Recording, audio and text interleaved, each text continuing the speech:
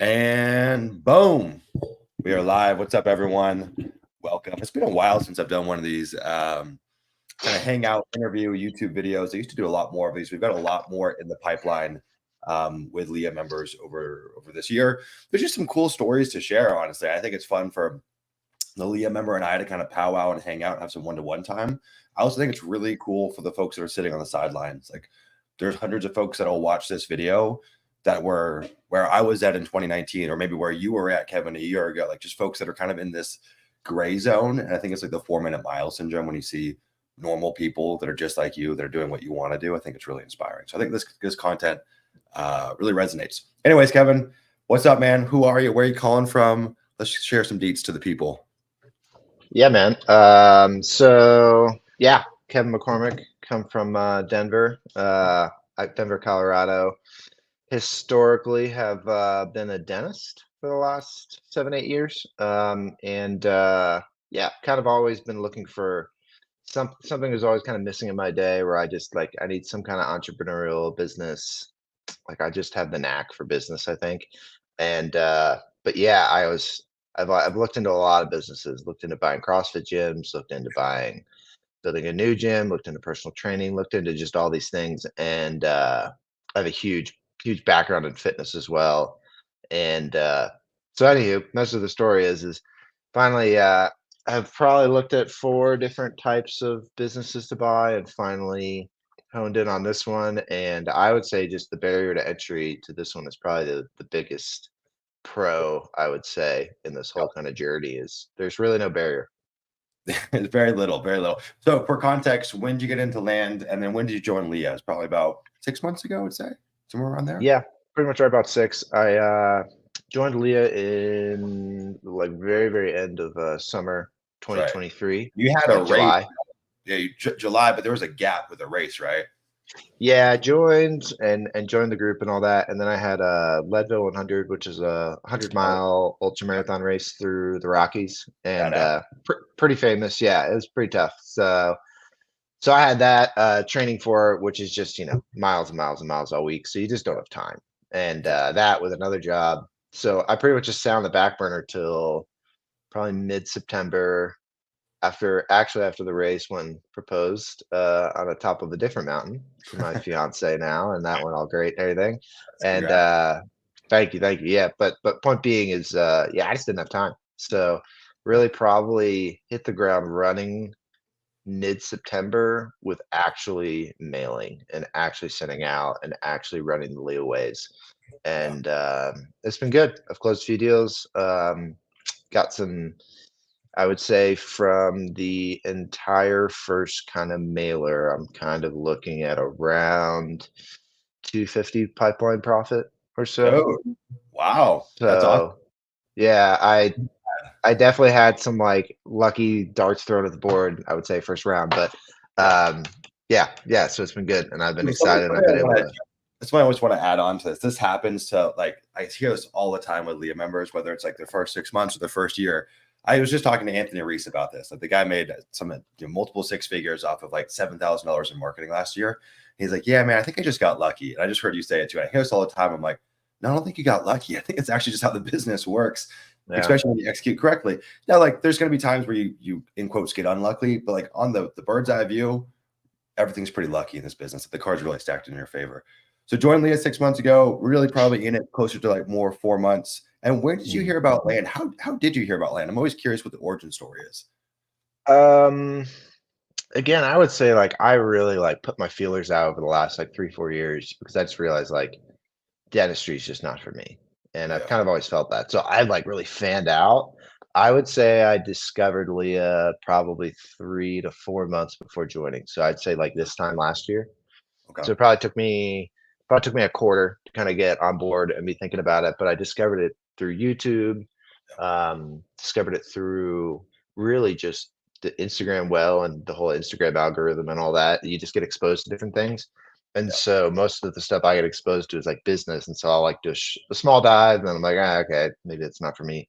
This was one of the few things where it was like, I like this. Like, I'm seeing your videos, I'm seeing your YouTube things. I'm like, I like this guy. He's like, well, pretty good life. He's in Hawaii right now, and he's making money, and that sounds pretty good. So Yeah. kind of started to dive into it, and then chatted with you, chatted with some people on your team, and it seemed like a good fit, and seemed like I'd be successful. So that was that. You just want to be successful at the end of the day. You want to be happy, and I am. Yeah. So that's the biggest thing for me. Dude, that's awesome. 250K pipeline profit in 4 to 6 months is pretty bananas. It's kind of actually an outlier situation. We usually say like 250K, usually cash collected, so not pipeline, but in your first 12 months. So you've already Yeah, had that pipeline in 6 months. That definitely will materialize before the end of the year, and there's gonna be more in your pipeline. So you'll kind of be at the upper reaches. Usually, what I say is like if you're coming into this business, and I'm actually curious how much time you're putting in this business, but if you come into this business, you're putting 15 to 25 hours a week in this business, it's pretty damn attainable to say that you can go and make 250K in your first year, cash collected. absolutely. Now, if you're like Yeah. an animal and you're going all in 40 plus hours a week, making 300 to 500K your first year is definitely doable as well. We see that. So you might be kind of on the upper end. Dude, one thing that I forgot to mention in the beginning, I'm terrible at doing this housekeeping stuff. Next Thursday, the 21st, I believe, at 4 p.m. PST, we're hosting a total brand new beginner land investing webinar. Is landinvestor.co/webinar if anyone wants to go to it. I think we have like 15 spots available or something like that. We do a total of 50 folks that are outside of LIA. Everyone in LIA can get in for free. I know we talk a lot about like we're not focused on like the most advanced land investors. I think we're kind of more in the middle of the road for like the content we put out and who we talk to. But I know there's literally thousands of folks that are subscribed to the YouTube channel that have never sent mail, that don't even know how to pick a market, they've never done a deal.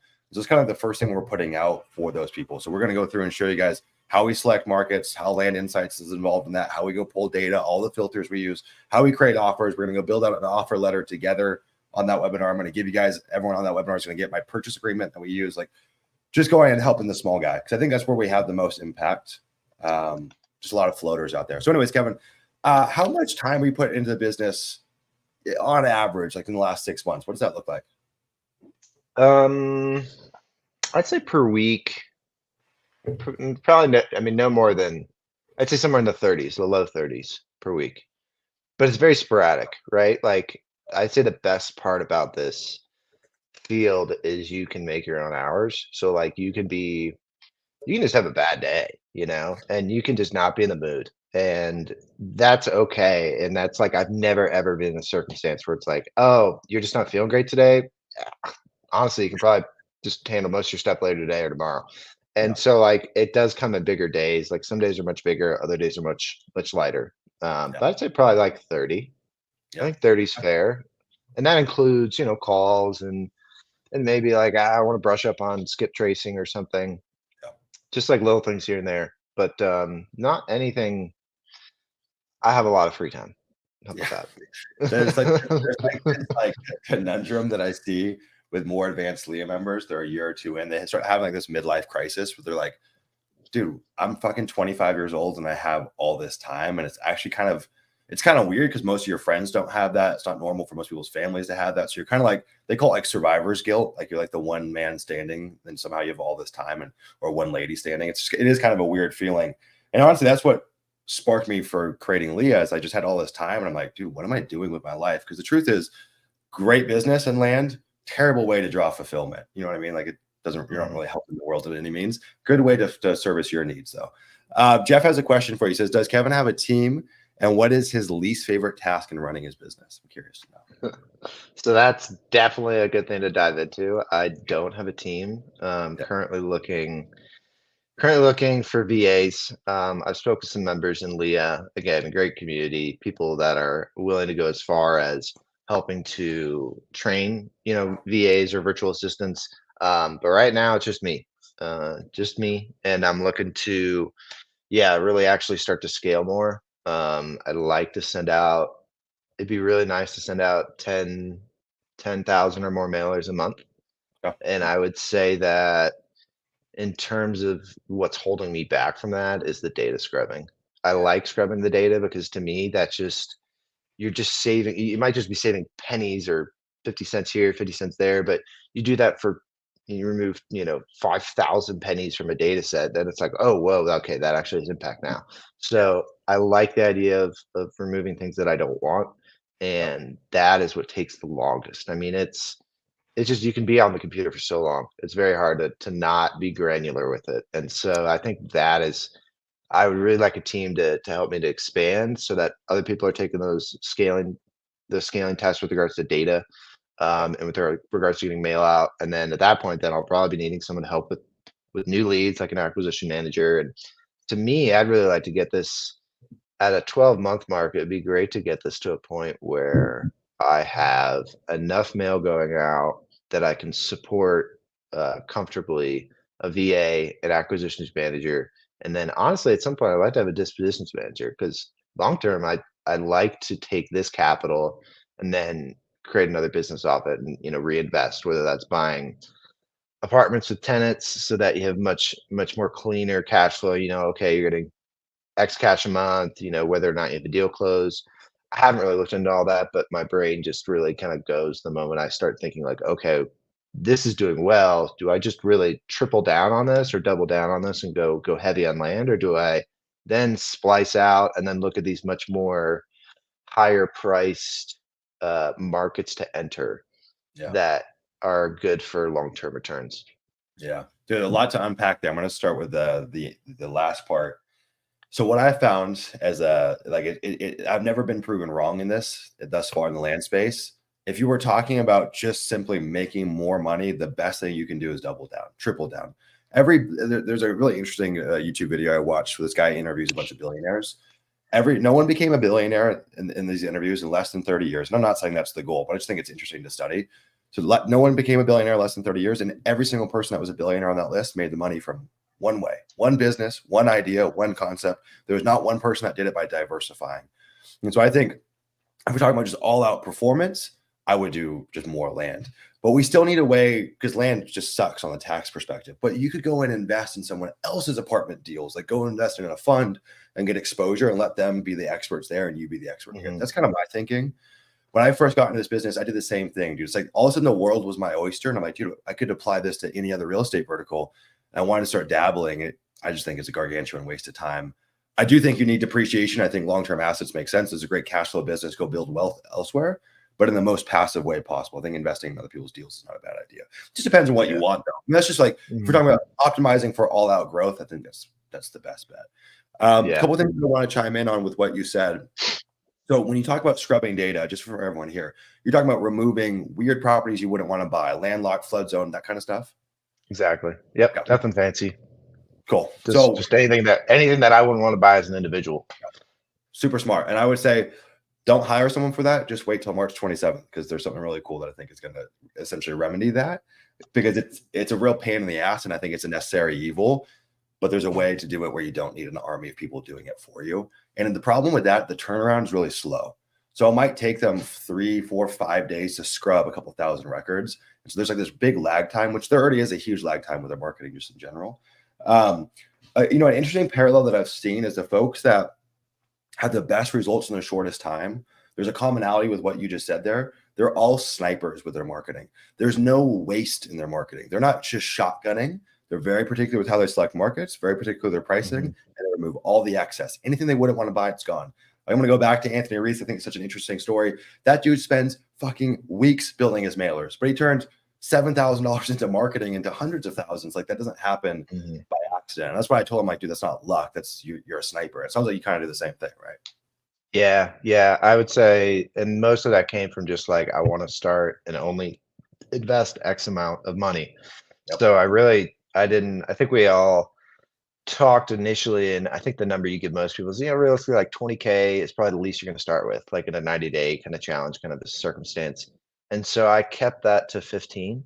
It was like, oh, that's probably even generous, probably more like 13 or 14K.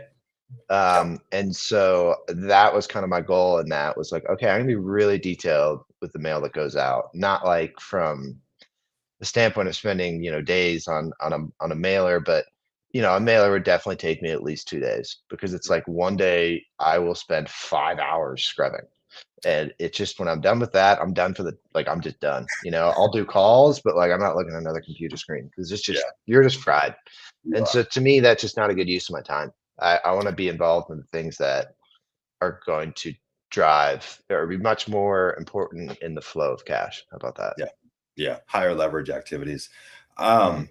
I feel like, yeah, we always talk about, I think like $10,000 is kind of the bare minimum. That's the floor. That's just for like operations in the business, right? That's for cost of Mhm. marketing, software stack, things like that. You should usually get your first deal in 3 to 6 months. And so you can pay yourself back. I think 20K is a better buffer, but the understanding is like, if you put less time in this business, less money in this business, expect to put more time into it. Because again, you've got to be a sniper. If you're starting with $7,000 like I do, it's like, you got to be pinpoint accurate, and there's going to be more time that goes into selecting the markets, pricing, scrubbing the data, all that stuff. So you started with about 15K. How much marketing have you sent in total, and what are you averaging right now? So I have sent another 7 out this month. Okay. And then I'm looking to then really actually start to try to find more markets with, I would say, just more like almost like a mixture of rural, like I still want to target rural recreational land, but land in an area where there's much more development. For instance, Okay. like you look at a place like Michigan, versus like North Dakota.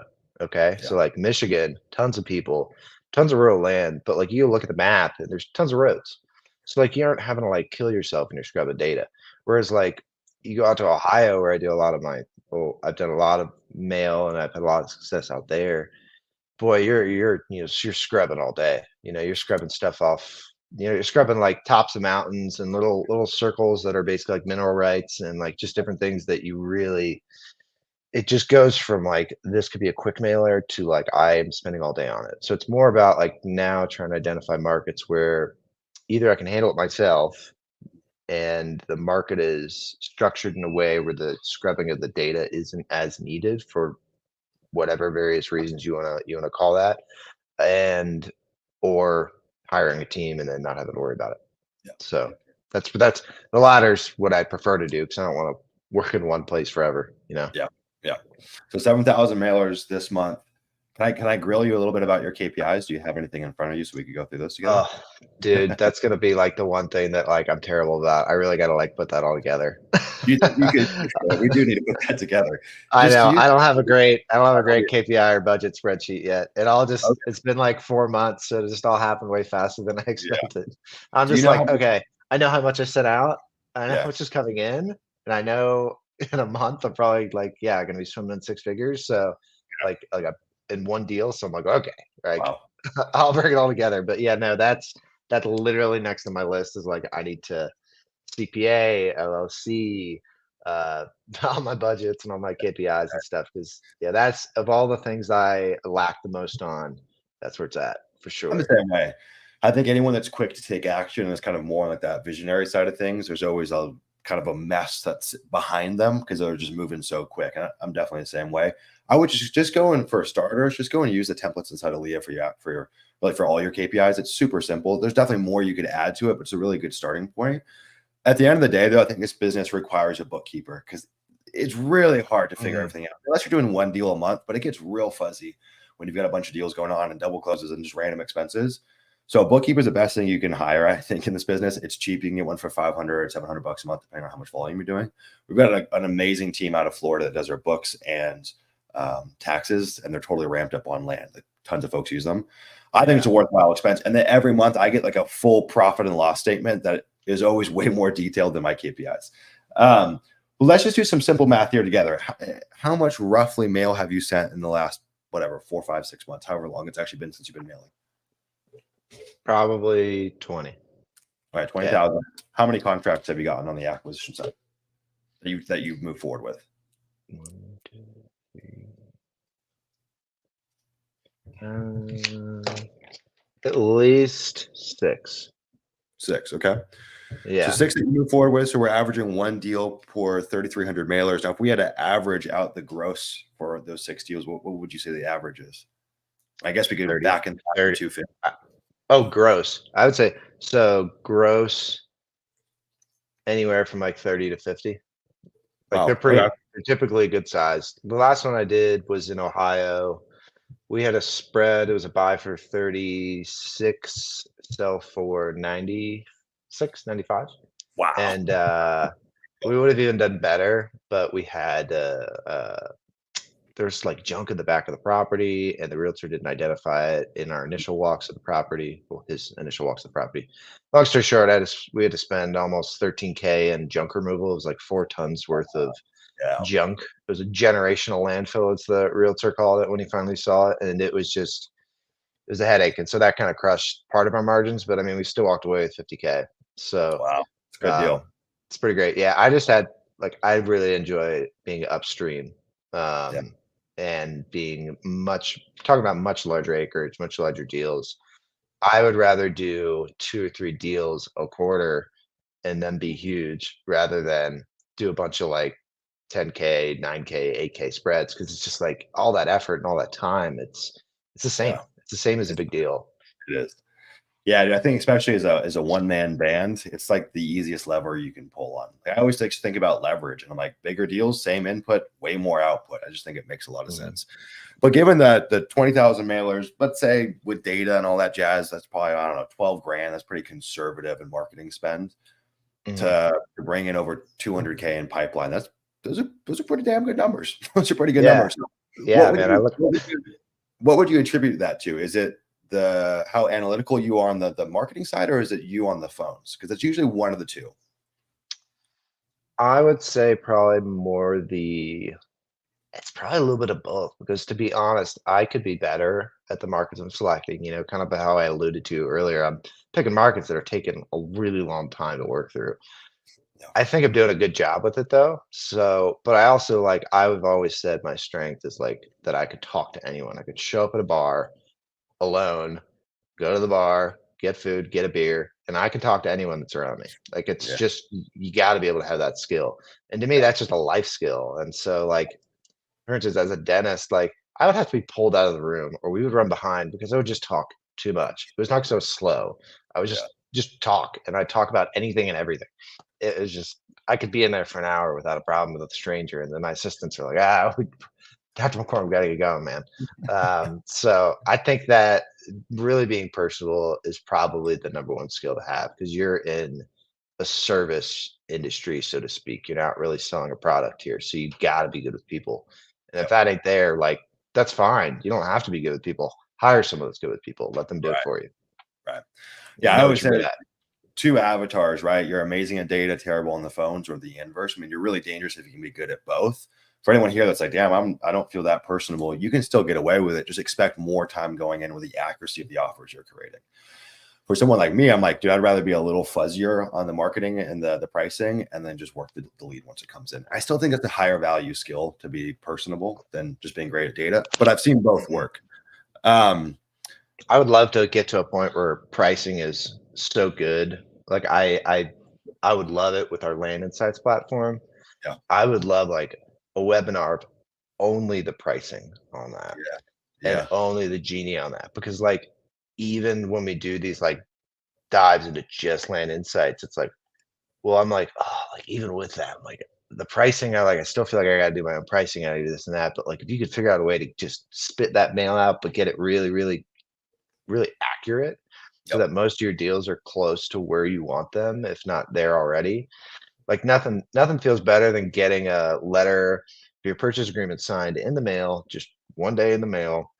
You look up the APN and you're like, this is a slam dunk. I don't have to do anything. yeah. Sign. I'm gonna It is, sign. I'm gonna set the title. We're gonna get going. Nothing beats that. Yeah. yeah. That's a hell of a rush, man. We do have something in V2 that's kind of it's an extension of what exists with the median and the Gini index. So there's going to be a little more of elaboration on helping with the pricing. I never want to be in the business of just like giving people answers and they don't think for themselves, because I think if Mhm. it doesn't work, people are like, well, you told me this, but a better way to synthesize that pricing information so it's like pretty black and white and you can just choose. I think for anyone here though, if you're using Land Insights, dude, anything under a 40 for a Gini index, pretty homogenous market. Anything under a 20, like you're golden. Like you could just go take that median price and run with it. You're pretty much good to go. So the Gini index is pretty insightful there. Let's talk about, so you spend about 30 hours a week in this business. I think it's good for people to know, like, where are you spending that time? What does that actually look like? I imagine a lot of it's Um, going to data scrubbing, but how does that get broken down? yeah, it really is. I would say my days typically start with just very firstly any calls that have come in already. I just Yeah. kind of get right into those. You get those lead calls.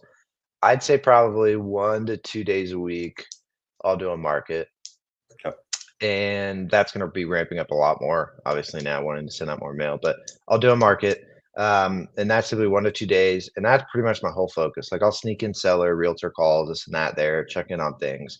There's not a whole lot else that you're really doing if you're not having other new leads to follow up with or other items. So I would say that the majority of my time spent with the data, but then once you get the data out, then you get a nice break.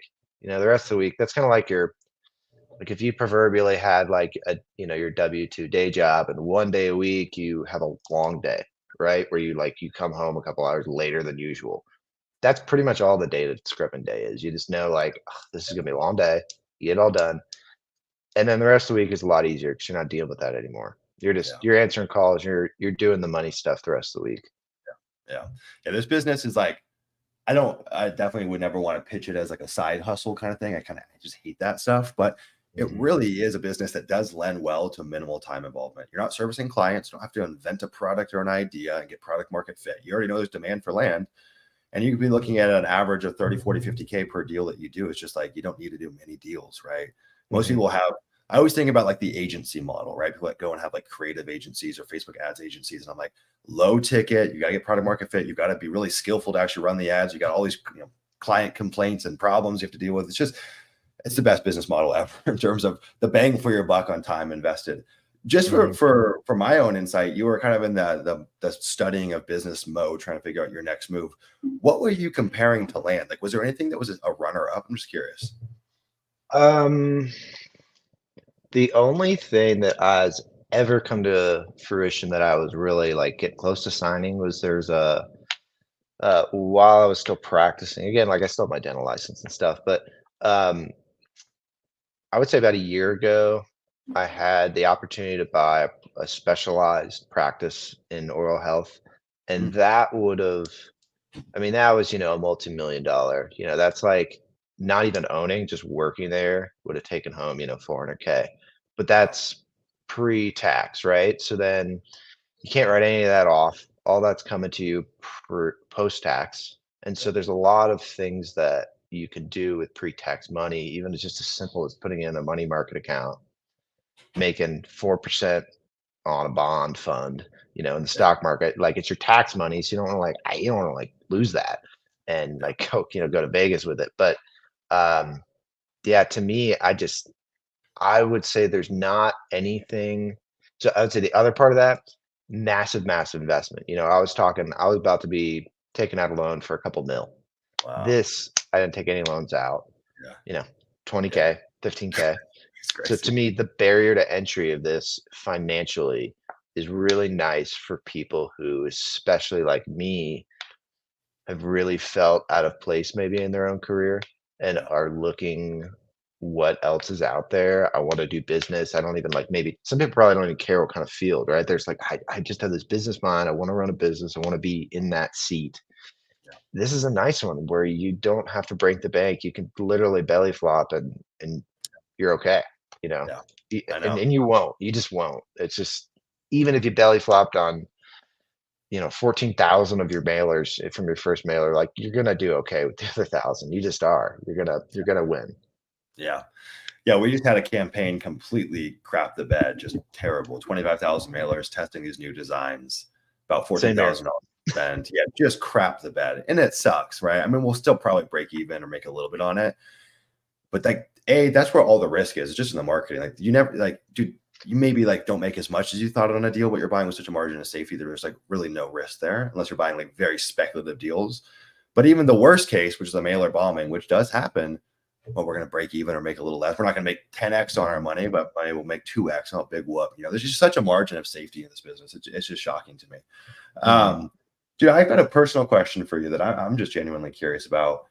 You and I are both runners. You're obviously on a whole other level than where I'm at. I'm like a marathon guy. You're an ultra marathon guy. I found a lot of parallels though between running and how I feel about business. Kind of like just the Mhm. day in, day out, the monotony, like just consistently chipping away and just being fine with the process, right? Like you don't really, I mean, I'm not like a super competitive runner. I don't really run for an outcome. I just run to run. That's kind of how I feel Mhm. with business too. It's just like being process orientated. Do you think running ultra marathons has it had anything to do with your success in land?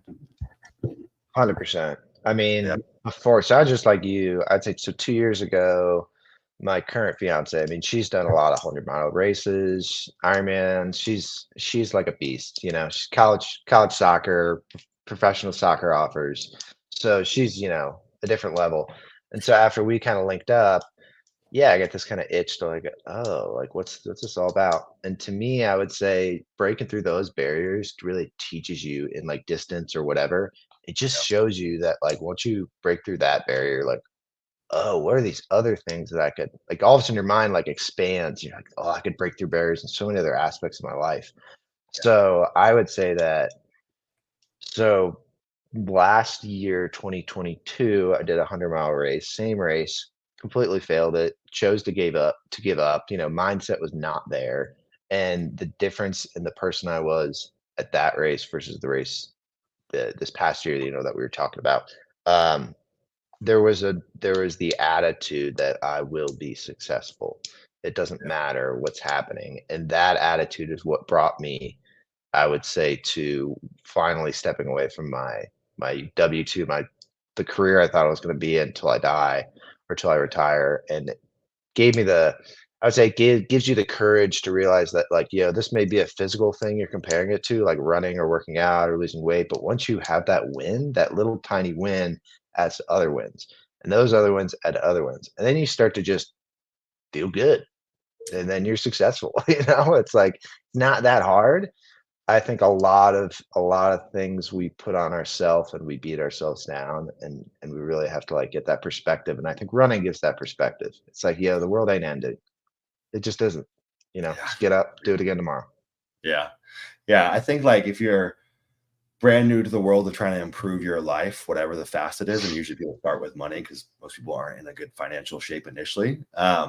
Like getting proof, even if it's not in the area that you're focusing on, like just some proof in your life that you're capable of changing parts of yourself. Like Mhm. that was what the gym was for me. And I think long distance running has more of an impact than going and lifting weights. But I was like a buck 15. I was 17 years old. I had all of this baggage from childhood. And it was the first time that I ever saw, holy shit, I'm an alchemist, dude. I can change my Mhm. physical, my body. Where else can I do that? And it's just like this catalyst, man. So getting proof somewhere that you are capable of change. And that's just the miracle of being a human, dude. We are so fluid. You can be whatever the fuck you want to be. I don't care what anyone tells you. I just think getting that proof somewhere is really powerful. I've got a buddy I should link you up with. His name is Ryan Callan. He's here in Vegas. He did the Moab 240. He's doing like a 300-mile run in Arizona. I think you guys would Oh totally hit it shit. up. The Oh yeah, freaking sick. dude. Yeah. Absolutely. Funnily enough, he's a sales guy. So he like, closes on like high ticket offers and stuff like that, coaching offers and whatnot. He actually just got a job. I won't name the name. He just by sheer coincidence got a job with another land investing education company, purely a Huh, fluke. We were actually huh. going to bring him on. He was going to work alongside Justin, and then that it just, yeah, super random. Um, well, cool, man. I know I've been grilling you with questions. I kind of want to flip the script. I want to make sure that there's value in this for you as well. So let's just kind of pass the mic off to you proverbially, and then let's just riff. What are the things that we think Yeah. we can help? I can actually, before I do that, just for my own awareness, what are you shooting for in 2024? What's the goal for the business and any adjacent goals that might relate to the business, whether it's lifestyle or things like that? I would say goals for the business from a monetary standpoint would be to break 500 in gross this in the first year. Yep. That to me would be a really, really huge win. And even if I miss that mark and I'm in the 400s, again, great win. Like, Yeah. how's that a loss? Yeah. Um, so to me, like if we put a number to it, that'd be a number. But more importantly, I would like to have a team, and I would like to have someone help me build that team. As in, I want to make sure they're trained well. I want to make sure that the VAs are doing things right. I want to make sure that when I'm not actively doing something, like as Buffett says, right? It's like if you're not making money when you're sleeping, then you're never gonna get to a point where you're, gonna be financially free. So you need to have people, you need to always have that revenue generator going. So I would love to really get the team built out. That's like my biggest goal outside of that money standpoint, because then that provides a much more free lifestyle.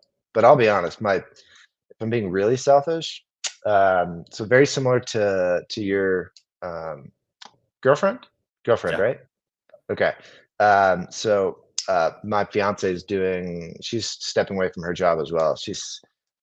We both kind of just not loved our careers, and I stepped away. She's like, whoa, actually, it's doable. She's looked into things. She's going to do the personal training route, just Oh, like nice. Sarah, Yeah. and with more of an ultra marathon, endurance approach. Yeah. But my goal is to be on the road, go back to the Midwest, go hang out with family for a month, right? Like hop on the road for a month and then go out. I've never been to Cali. Go out to Cali and just, Got it. I got a nice truck. It's big, Yeah. car camp in the bed. It's that to me to do a road trip while working and just run hotspots in the car. That is the Yeah. dream to me. I think that's a big personal goal of mine sometime this summer. Yeah. Dude, I rented an RV last week and over the weekend. And I'm like, dude, if you have Starlink and you've got an RV or a camper or even a truck, like, dude, this business, it's so easy to run it from literally anywhere. It was super cool. I don't How's think I would get Starlink, by the way? I don't have it actually, but when it's fun, Uh, we were at these campsites and like super rural out in the middle of the desert in Arizona. And I would pull up my phone and I could see everyone else's Starlink. So I know people were using it and it works. We've actually, Rylan inside LIA, he did like a month-long camping trip out in Mount Shasta in California. Starlink. He's like by the lake, closing deals in the middle of nowhere. We got a guy too. One of the earliest LIA members. His name is Cole Richardson. Super cool dude. He bought a camper truck set up and has just been driving across the country and just working out of it. I think it's awesome. I think it's awesome. Like people always talk about, it's like, you want like the, ability to make what you want, the ability to work where you want, and the ability to work with who you want. And I think it's the last two that really matter. Being able to work where you want and being able to work with really fucking cool people. Like, I think that's like the beauty of owning a business, is having like the autonomy there. In 2 weeks, I'm going to Bali for a month. I'm actually flying out some of my team. They're going to come meet me there. And it's just like, what a blessing to be able to work from any corner of the world. I think it's really cool. Would you go international, or are you just talking about road tripping the US? Oh, I would absolutely do international. Yeah, for sure. We went to my fiance got into the Ironman World Championships this year. So we were in Kona for that in Hawaii, and we spent some time in Hawaii, and I think that was the first time where it was like, whoa, like this is pretty cool. It's pretty cool to just be in a completely different place like that. Yeah. Dude, Australia and New Zealand's high up there. Australia and New Zealand are high up there. I've heard good things. I definitely recommend Southeast Asia, Thailand, Philippines, Bali, Indonesia. Like all those places are amazing. They're super close from Australia. Literally, but Kona might be one of my favorite places on earth. I love Kona. I love the Big Island. I think there's actually a high likelihood that we end up moving there. I love that place, dude. It's the best. Yeah. So cool. Or that or Kauai's cool too. The whole Jurassic scene. Yeah. I haven't been to Kauai. We're gonna go this year. There's a really cool, like, I think it's like a 26 or 30-mile backpacking trip you can do down to this like secluded beach, and then you go camp down there. It's like a 3 or 4 day trip. We're gonna go and do that. We did that. It's not 3 to 4, by the way. You did it? Definitely do it. Yeah. So like you basically can go like out 10, camp, and then come back 10 the next day. Yeah. We went out like 8 or 9 miles. I don't know, it's probably like 8 miles, and then we just came back. So it was like I don't know, for someone fit, like it's not what you would expect. I think fit people can handle it fine. Like, so we just did like a 4-hour hike. Yeah. But it's sick. It's a sick place. You didn't camp on the beach though? Just went one day? No, I mean, like we didn't have any camping stuff, and like, to be honest, we were kind of island hopping and jumping from this Airbnb to that Airbnb. So it's like, it just didn't work out, nor was it really on our radar to do that, to be honest. That's a light walk for you, girlfriend, or you and your fiance. That to us, that's just 20 miles is like, oh, I'll be back in 3 hours. Yeah. All right, man. Let's pass the baton. We shared the goals. What can we kind of help walk for you right now? I think the biggest. Well, we could go about this 2 ways. One, I have 2 really huge properties that I'm working with on clients on. We could either look at those, and I'm talking like one's close to 200 acres, the other one's close to 20,000 acres. Yeah. And then, because I know we were going to partner on that one entitlement thing that kind of fizzled. And these definitely are big. Or we could chat more about like, here's how to go about, this is, in terms of like systems and people and hiring, and here's where you should start. And this is typically the first best hire to maximize your time. We could kind of go either route. We could like look at properties Yeah. and look at I think we those, could do or we both. could just talk generally about business. I think we could do both. If we look at the deals, can we share the screen and look at them? Is that Yeah, cool? I don't care. Yeah. So if you go down to, you see that present button down there at the bottom of, Is that like a share my screen? yeah, There it is.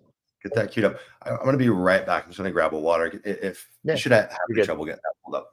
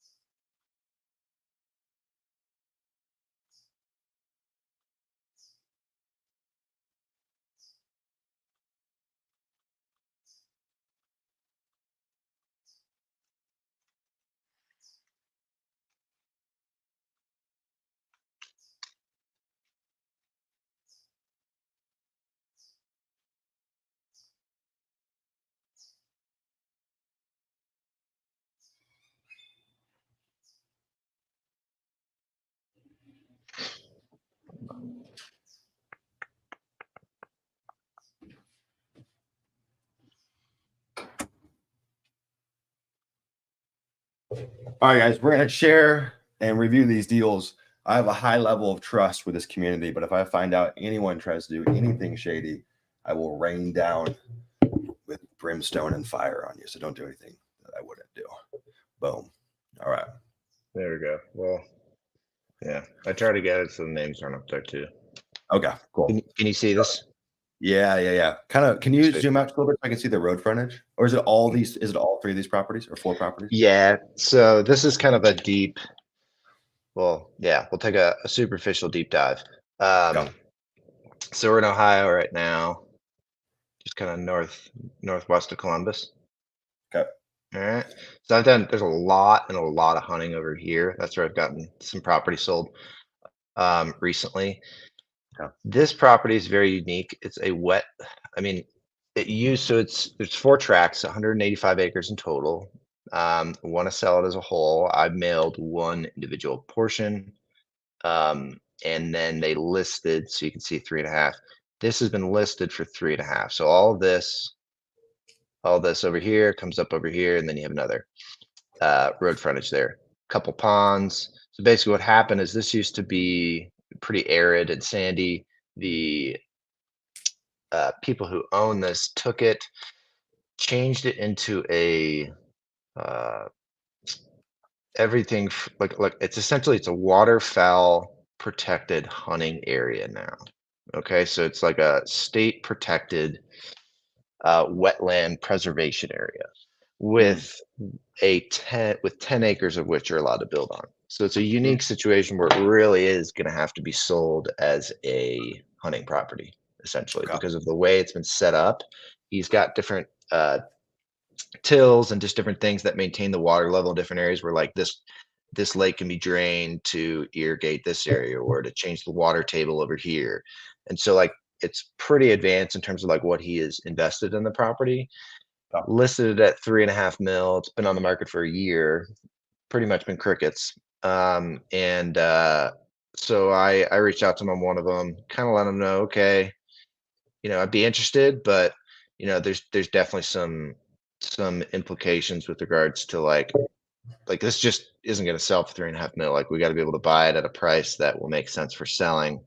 And chatting with local realtor out of Mossy Oak. So this was listed with a different company, but they felt like it'll probably go around 2.2 over the course of about 12 months.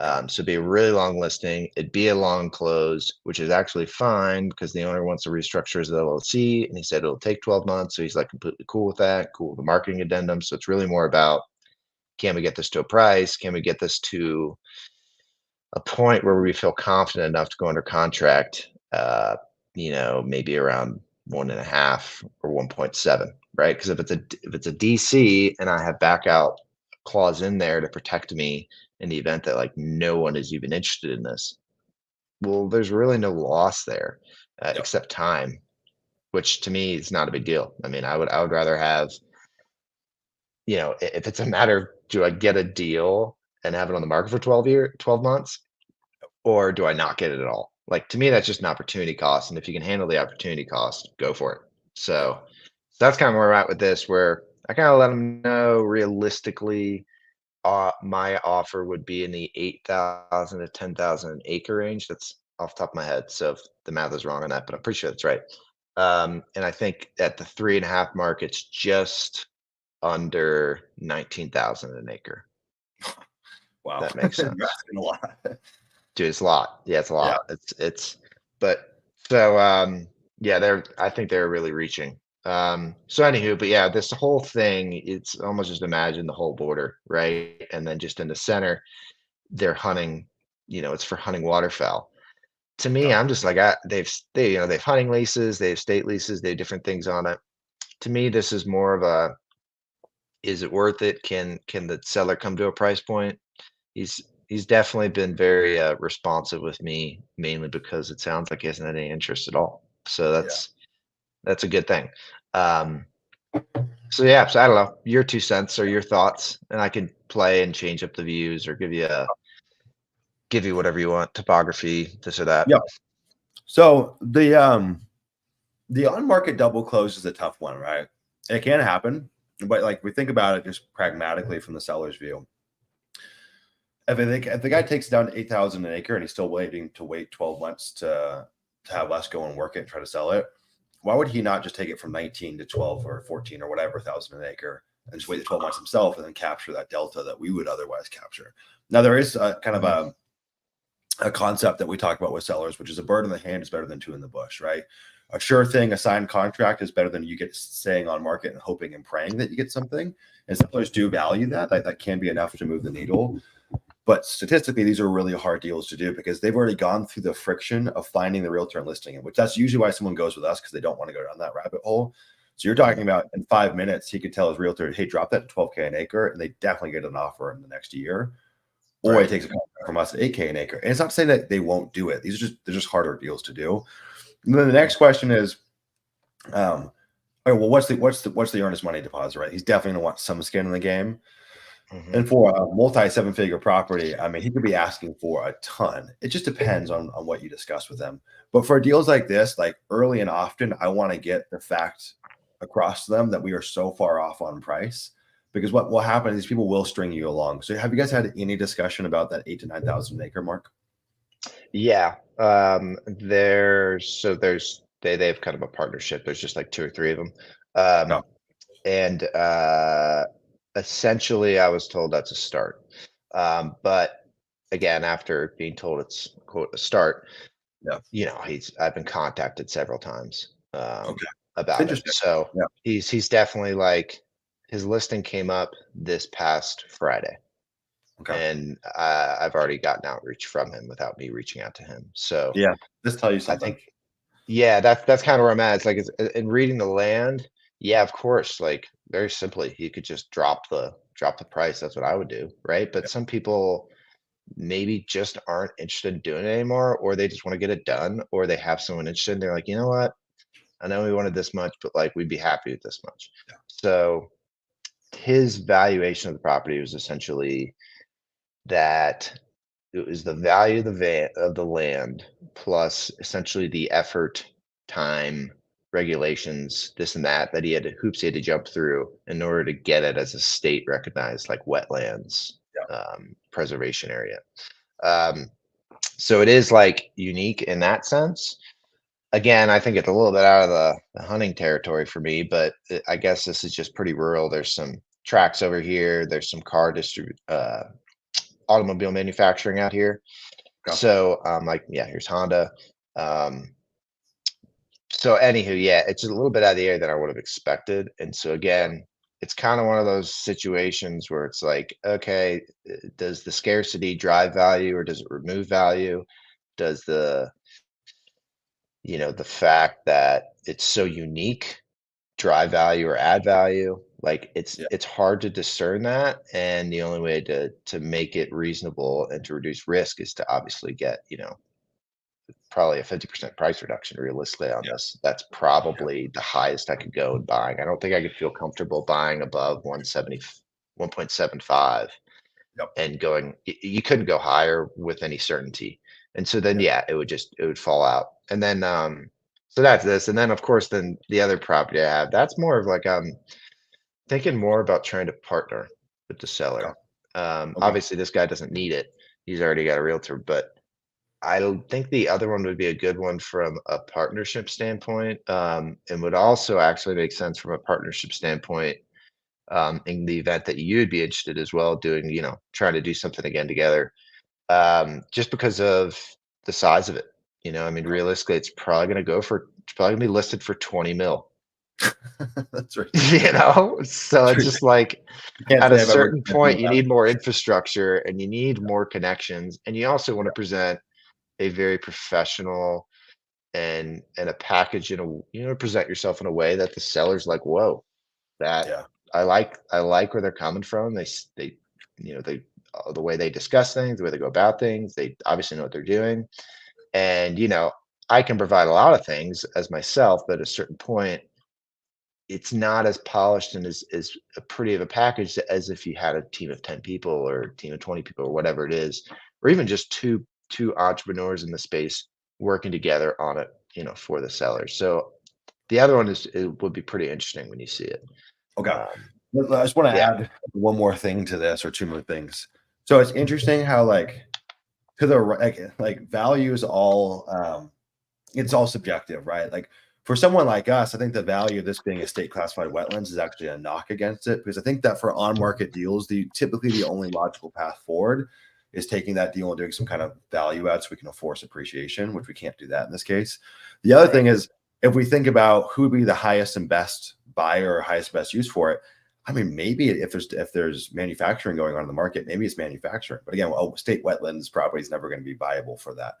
So then Exactly. it really is, it's a small minority of people that would that would see the value of that, which is going to be mainly hunters. But I don't think a single hunter would buy this. I think it might be more of a business use case where they buy it to hold the leases. So then my next question is, well, what's the value of the leases on it? Do you know what that pays out annually? I don't on this one. Okay. Um, Not on this Because one, I I think don't. that like right now, there's probably freaking 10 people in the state of Ohio that would be like decent buyers for this, right? But what would Mhm. open us up is if you underwrite it more like a commercial opportunity where it's like, hey, you're buying it at $2 million for the next buyer, but this thing generates 200K a year in lease revenue. And then now it's Mhm. like it's real investment, and then the business can come in and buy it. That's kind of my thinking around it. It does seem a little weird. There are rich people out It's there that weird. like to hunt. This is a kind of a weird one, especially because it's not in the prime hunting area. And like what happens to this market in 10 years? Is there more development, more housing for the jobs that are created, more industrial stuff going on? Maybe. And then it's I'd like assume so. that actually just degrades the hunting value, you know what I mean? So Mhm. I would love this property a lot more if it didn't have that wetland state registration, because you just got more use cases. And so someone could Oh, come and yeah. buy, they could like land bank it, right? They could buy it, hunt for the next 10 years, the thing appreciates, and then they flip it to Honda or whoever. We don't really have that luxury. So it's a very weird property. It is very, very Mhm. interesting. I think the Yeah, only way to I've take this some down, hopes.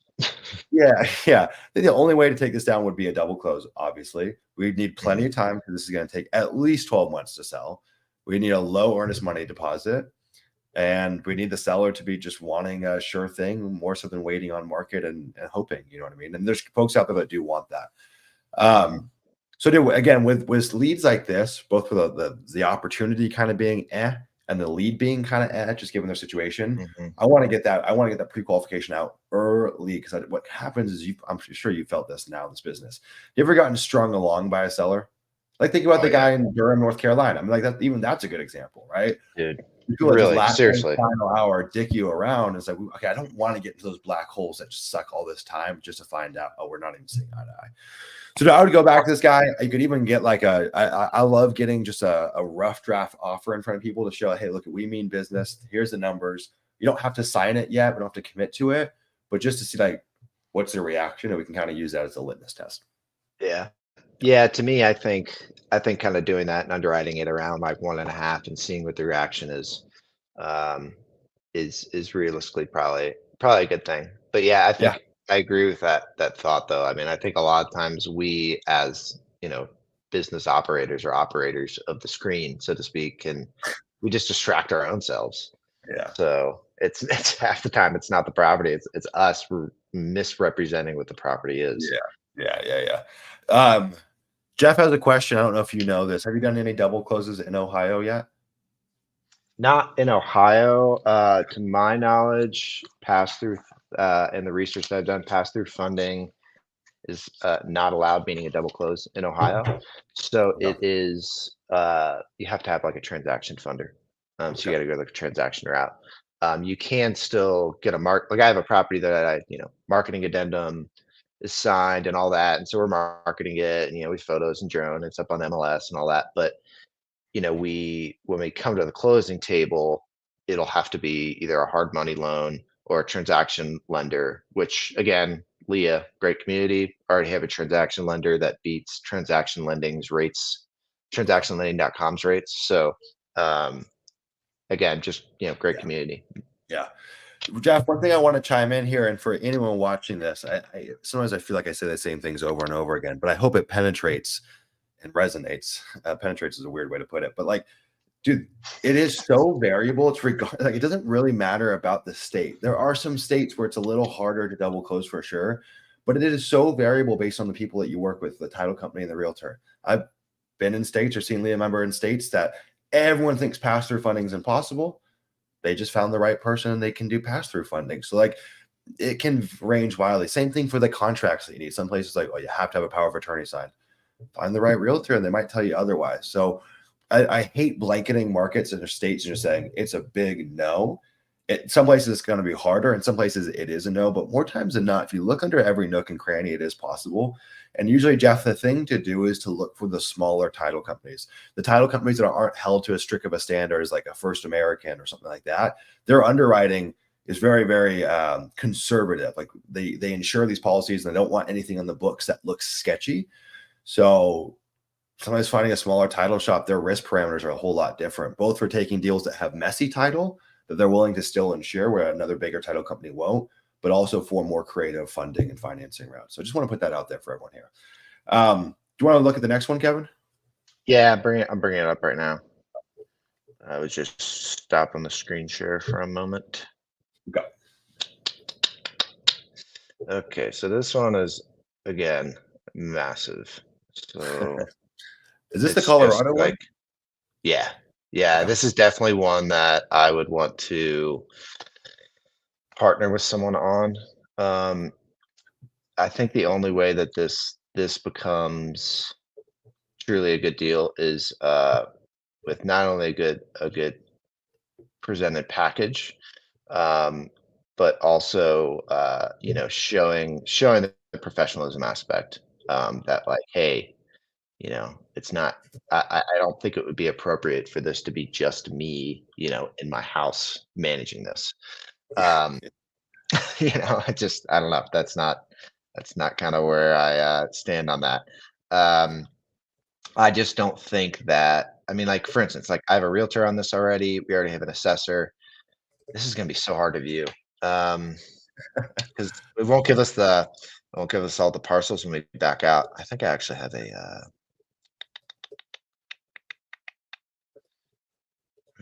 it's not that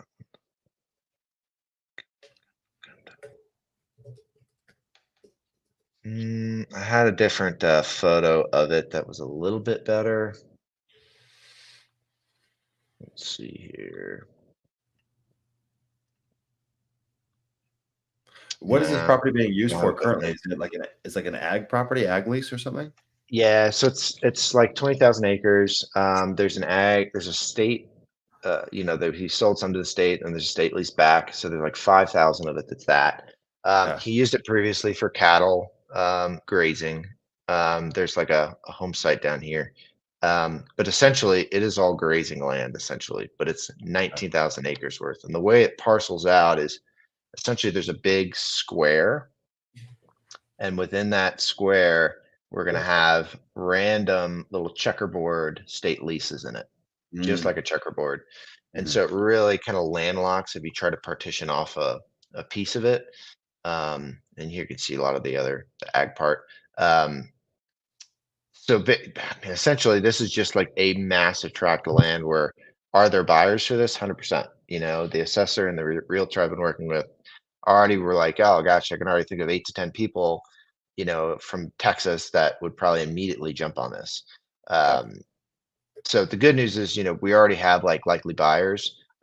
It's more about is this something that, we buy a portion? Is this something we buy the whole thing? Or is this something where we partner with a seller? To me, this is like a seller partnering circumstance because of how massive it is, that if we could just come under an agreement together, or hey, I'm going to handle the entire sale of it, you don't do anything, or if I partner with someone, and then that's the value we add. And we also give the value of being local assets because the owner's out of state, as well as already having buyers lined up, Mhm, or a mhm. buyer pool lined up. So it's really more a matter of, you know, who would buy this, as well as, then how do you create that presented package where, that the seller knows that, hey, like I may not have this, $100 million firm, but Mhm. I do know like what we're doing here, and we can help you out with this, and we get this sold, we get it sold at the price that you want. Um, that's essentially kind of where I'm coming from with this. He's got Could some you show me windmills on the the farm. Go ahead. could you show me the 3D map on it? Mhm. I Yeah, am a it's little pretty concerned about topographical. how crazy the topography is. Um, Yeah, you can't ag it. It's got to be cattle. It's got to be yeah. ranch.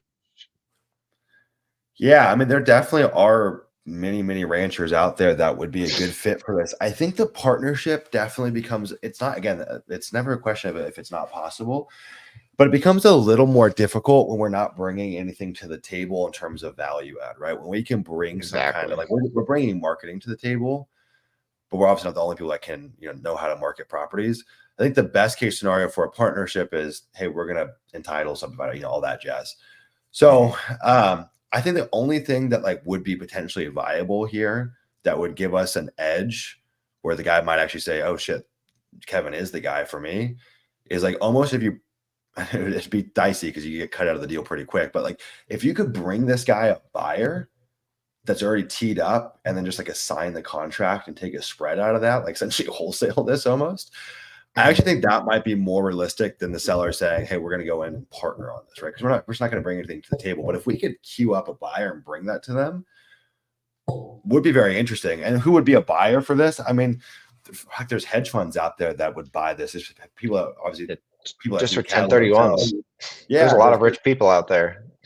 a lot of rich people out there, and buying land is kind of the hot thing to do right now. You see what all these big billionaires are doing. Like Jeff Bezos just bought 20,000 acres in West Texas. Like these folks are gobbling up big properties. Mhm. Um, I don't know how the hell you would bring that to them without a contract and not get snaked out of the deal, because the new buyer, if we don't have a contract, no, they don't want to pay us the $1 million assignment fee if they don't have to. And these guys are pretty crafty. You're dealing with real players. You're not dealing with a basic retail Yeah. buyer.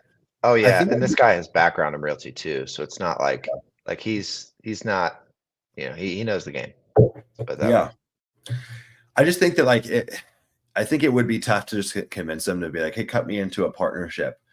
I think what might be more viable if you say, look at, give me 6 months, and if I don't perform, no skin off your back, but I'm gonna go work the fucking snot out of this. I'm gonna go and door knock, cold call. I'm gonna go do a tour across the country, try to find you Mhm. a buyer. I think that's a little more viable, and that does happen. Like people do wholesale massive assets, like wholesaling houses, whatever. But there's folks out there that wholesale $10 million apartment buildings. Yeah. So I think that would be I more the mean, conversation with them. to me too, I feel like with the couple assets I've connected to already here, I honestly, yeah, to me, I'm not really worried about finding the buyer. I'm really not. To me, they're out there. That doesn't necessarily concern me or make me nervous or anything like that. It's more about just like making sure that the seller really knows, like, listen, like, I can, like, we're going to get out there and we're going to do this for you. Like, we're going to Yeah. take care of it.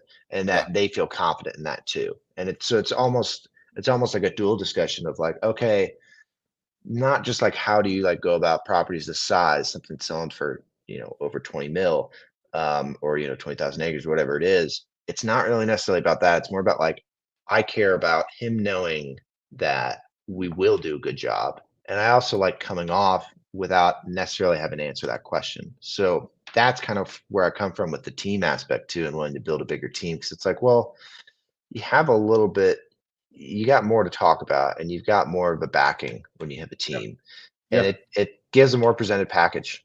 It just does. Yeah. It's very different from it. Oh, well, it's just me who does this. Well, I probably wouldn't want an individual to sell, my potentially massive portfolio alone in his living Yeah. room. Yeah. I can't blame him. You Yeah. know, at the end of the day, I can't be a hypocrite. So Yeah. I think the way I would frame it, yeah, you could leverage the team thing. You can even leverage the power of LIA. Like, I essentially work with, whatever, 300 other land investors, and we're going to work on this together as a shared collaborative and kind of like have power in numbers. But the real yeah, conversation I would say is like, so like you need to handle the objection of why me versus a realtor. Cause and I'm exactly. not That's the big actually question. one thing, bro.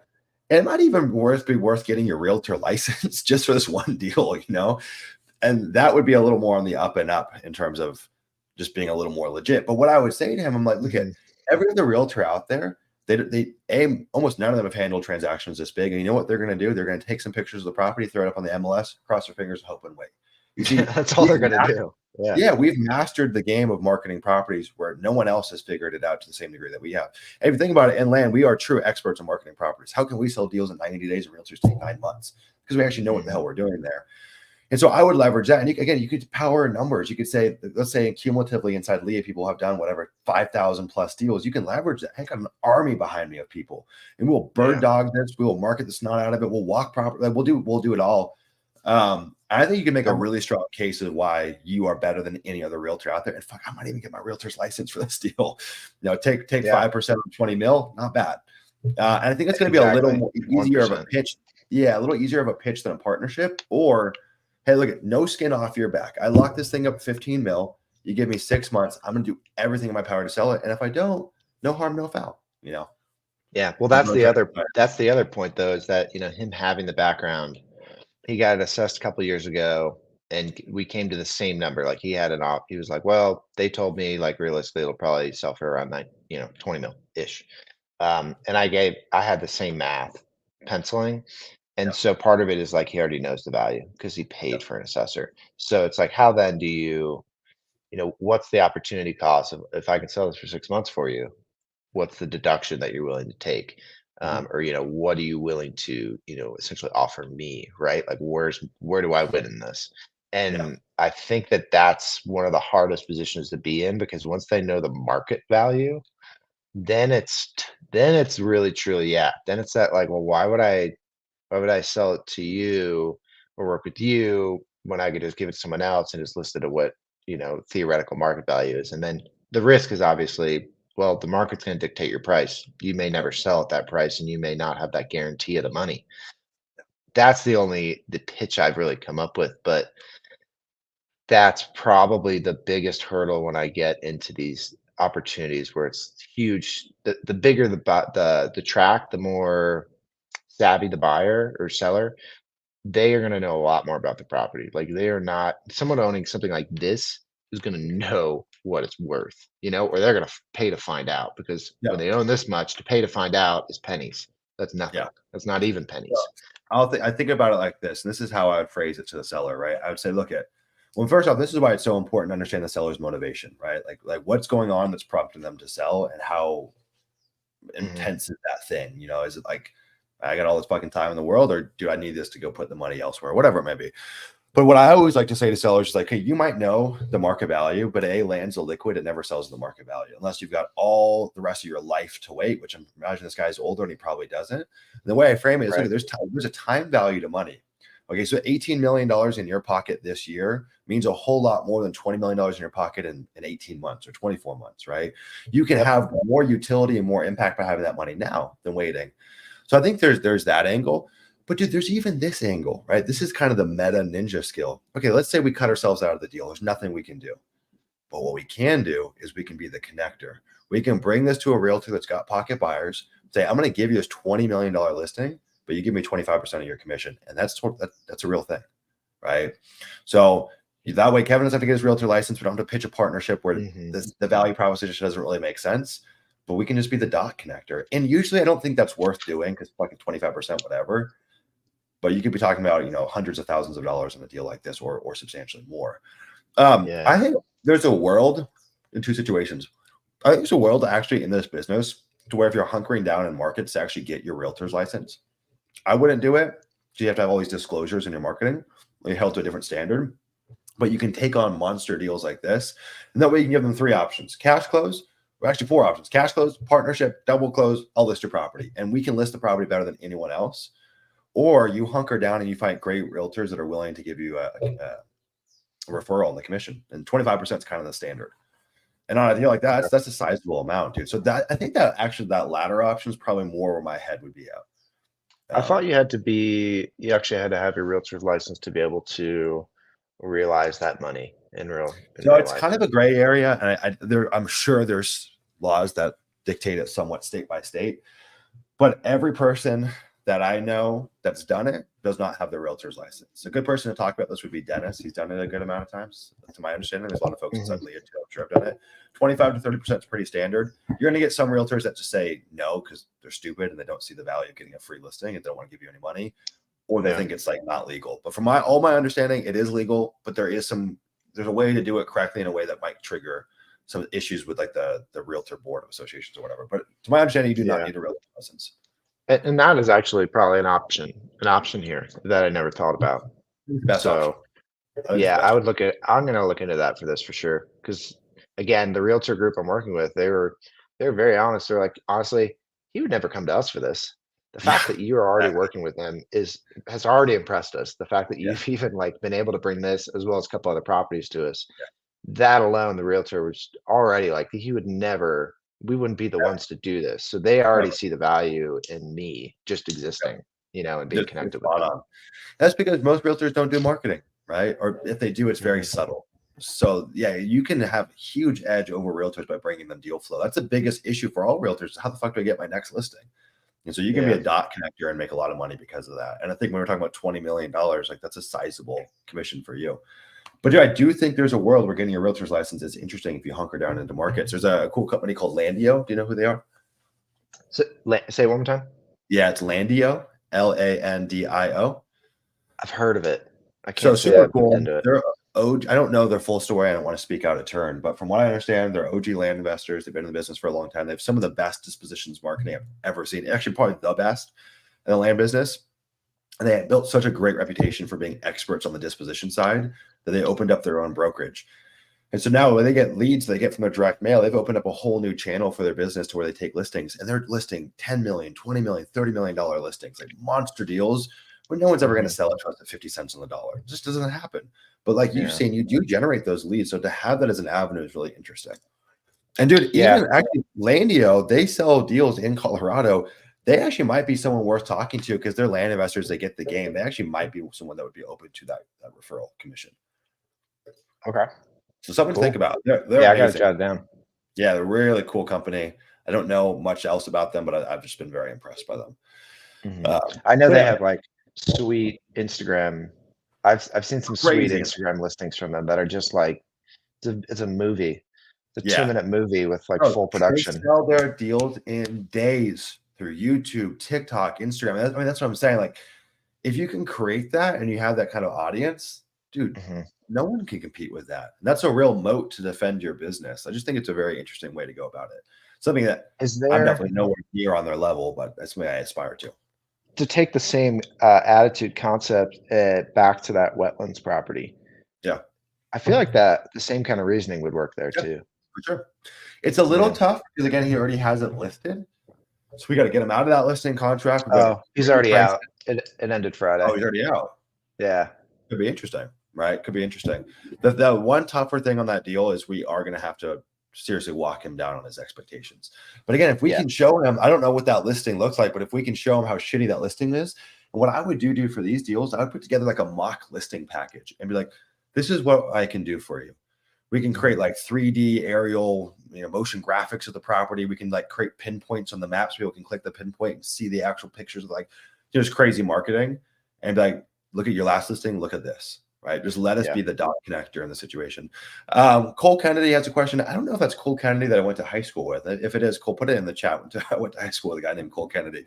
He says, Kevin, what skills would you develop or focus more on if you're a complete beginner in the land space? And Cole, let me know if this is who I think it is inside the chat. I'm just curious.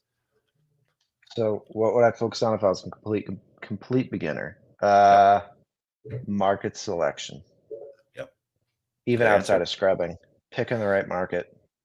Yep. That's literally the name of the game. That's it. Because like I've had some. I'll be honest. I would say 50% of my mailers did not do well. Yep. They just didn't. It's kind of how it works. Yeah, I either went. I mean, I'll be honest. The first one went great. I followed exactly the LIA ways. Yeah. Went wonderful. Second one completely went out of the boat. I mailed like an area in North Carolina from like a quarter acre all the way up to 100. Yeah. And I was just like, I'm just gonna shotgun this, and I'm just gonna like kind of get into the deep end almost on purpose. And I did. And I did make some money out there, but it was not the way to go about it. And then I would say I've done that with a couple others where like whether it was insider information or like as in like knowing someone in the development field, like, oh, there's a ton of people, that are going to be moving here in the next X number of years. And so I'm like, oh, okay, I'll check it out. And I do a little polygon over there and flopped. It really comes down to following the blueprint that we've already been given and then making small, kind of like the properties we just looked at, like making small diversions from the main highway, but like not going, if you're driving north, don't go southeast, right? Like just keep the same heading that you're supposed to be staying on. Yeah. And I think I have lost money pure and simple because I've tried to be too cute and I've tried to like I was gonna say it. Trying to be like, I'm smarter, I've got this insight. My realtor said like I had sending out a mailer that we already kind of sent to Rocket Print, but it's purely based on, and it could be a complete belly flop. It's map, for instance, it's orange. It ain't any green. There's no green in there. Okay. Yeah. But my realtor was very, very insistent that this market anywhere around this area is really going, and this is a county that you should mail because I really, really think you're going to be successful here. Yeah. Doing my own manual math, I do think the sell-through rates are there, but again, that could be like a 3,500 mailer flop. But again, you just need one deal for that to make sense. For the math to pencil, you need one good deal. That's it. Yeah, dude, I think people are always shocked to find out that our strike rate on mailers that are successful is probably pretty close to a coin toss for new markets. And that's why remarketing is kind of the backbone of consistency in this business. I'd love a webinar on that too. Yeah, the concepts of remarketing, when to do it, why to do it, how to identify what parameters say that you should go back and you should mail in that area again. Like getting one deal, I would argue is not going to pencil as far as like I should remail this. There's got to be more filters. The real trigger, and there's a few things you could look at. Like there are times when mailers, like there's nuance to it, right? So we might mail to a market and we fudged up our pricing and we were off. Maybe we were too low or whatever it may be, but we still see there was traction from sellers, right? There's two things that we're looking at: tractions from sellers in terms of response rates, but the real thing is the dispositions. So if I've done it, even if I only got one deal from that mailer, but that deal sold in 3 days or something crazy like that, what we're trying to optimize for is quick turn times, because the hardest part of this business. So really that's the real trigger for me. But there are times where a mailer in quotes wasn't successful, but you read between the lines and you see, oh, there was a user error here, but this is still a valid market. You know what I mean? Yeah, true. Pricing error. There's so many things you could screw up. Happen, right? So there's market errors and then there's user errors. And if it wasn't a market error, I usually do want to go back there. What I was going to say though is I think people are surprised at what the strike rate is to have mailers that work. And even when we have tons of mailers that flop, the ones that win more than pay for the ones that lost. It's very similar to venture capital, right? People go invest in 10 companies. They know 9 are going to fail, but the one that wins is Uber, and they made back all the return on that one deal. And the one investment. It's kind of similar to land. The ratios are much better. It's kind of 50-50. But you bring up a really interesting point that I see all the time when you hit the wording perfectly. People come into LIA, they have a little bit of success, they want to get cute, right? They want to start thinking for themselves, I'm all for that, but there's a time and a place for it. It's not in the beginning. You just don't have enough experience to make those judgment calls. Or I see people that come in and they want to they see they hop on a Monday call, right? And they see that people are all working in the Southeast, and they say, fuck that, I'm not working in the Southeast. I'm going to be different. So they go pull this mountain that has a lake on it in the middle of nowhere, and they think that that's what they need to do to differentiate themselves, but it's impossible to price. There's no demand there. One thing I want to say though about the realtor recommendation. So with Land Insights and what we've learned with studying all of this data is we're trying to be accurate with the darts that we throw on the board, but by no means is MLS data the most accurate thing ever. There are markets out there where realtors know more than what Land Insights knows, because there might be half of the demand is actually happening off market and you just never see it. But the realtors get these listings and have pocket buyers that never even makes it to the market, and they know that. And so there can be a time where the realtor's feedback actually trumps what you see on Land Insights or anywhere else.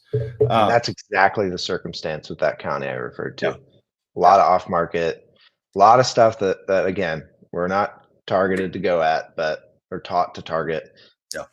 I don't know. I'm rolling the dice. I think, like you said, you may screw up 9 times and then have one business that's great. Well, you're learning 9 reasons or 9 ways that you don't want to go about something again. Yeah. And that's all business is. That's all it is you've just done it so much, and all these reps have taught you all the ways not to do it, so that then the paths to take, and then it actually becomes really easy. Yeah. But yeah, you're supposed to trip, you're supposed to fall, you're supposed to get dirty, you're supposed to screw up. Like, if you don't, then get out of business, man. Go get a W-2. You're gonna get a biweekly paycheck. And I don't miss that at all. Not at all. And I think that's who this is for. It's for people who know that I want to get out. I mean, I got some strong opinions on the education system and what that set us up to do in the United States and just different things. But I like that I feel like I'm out of the system now. I feel like I'm working within the system on my own terms, rather than working in a system in a chair that was created for me by the government, blah, blah, blah. That everyone knows that whole discussion, but that's really how I feel. I feel like I'm out of this system, that I'm no longer a square peg going into a square hole. I'm the one making the pegs now, I'm making my own pegs, so to speak. So. Yeah. I mean, not to get political, but I agree, man. I think from an early age, we've been conditioned and brainwashed to essentially be droids, to be worker bots, and so it does even in our happiness. Yeah. Even in our emotions, for sure, how we view things. And I know it feels scary to break that mold, but I think I honestly, my thinking is that entrepreneurship is more familiar than holding a job in the evolution of humans.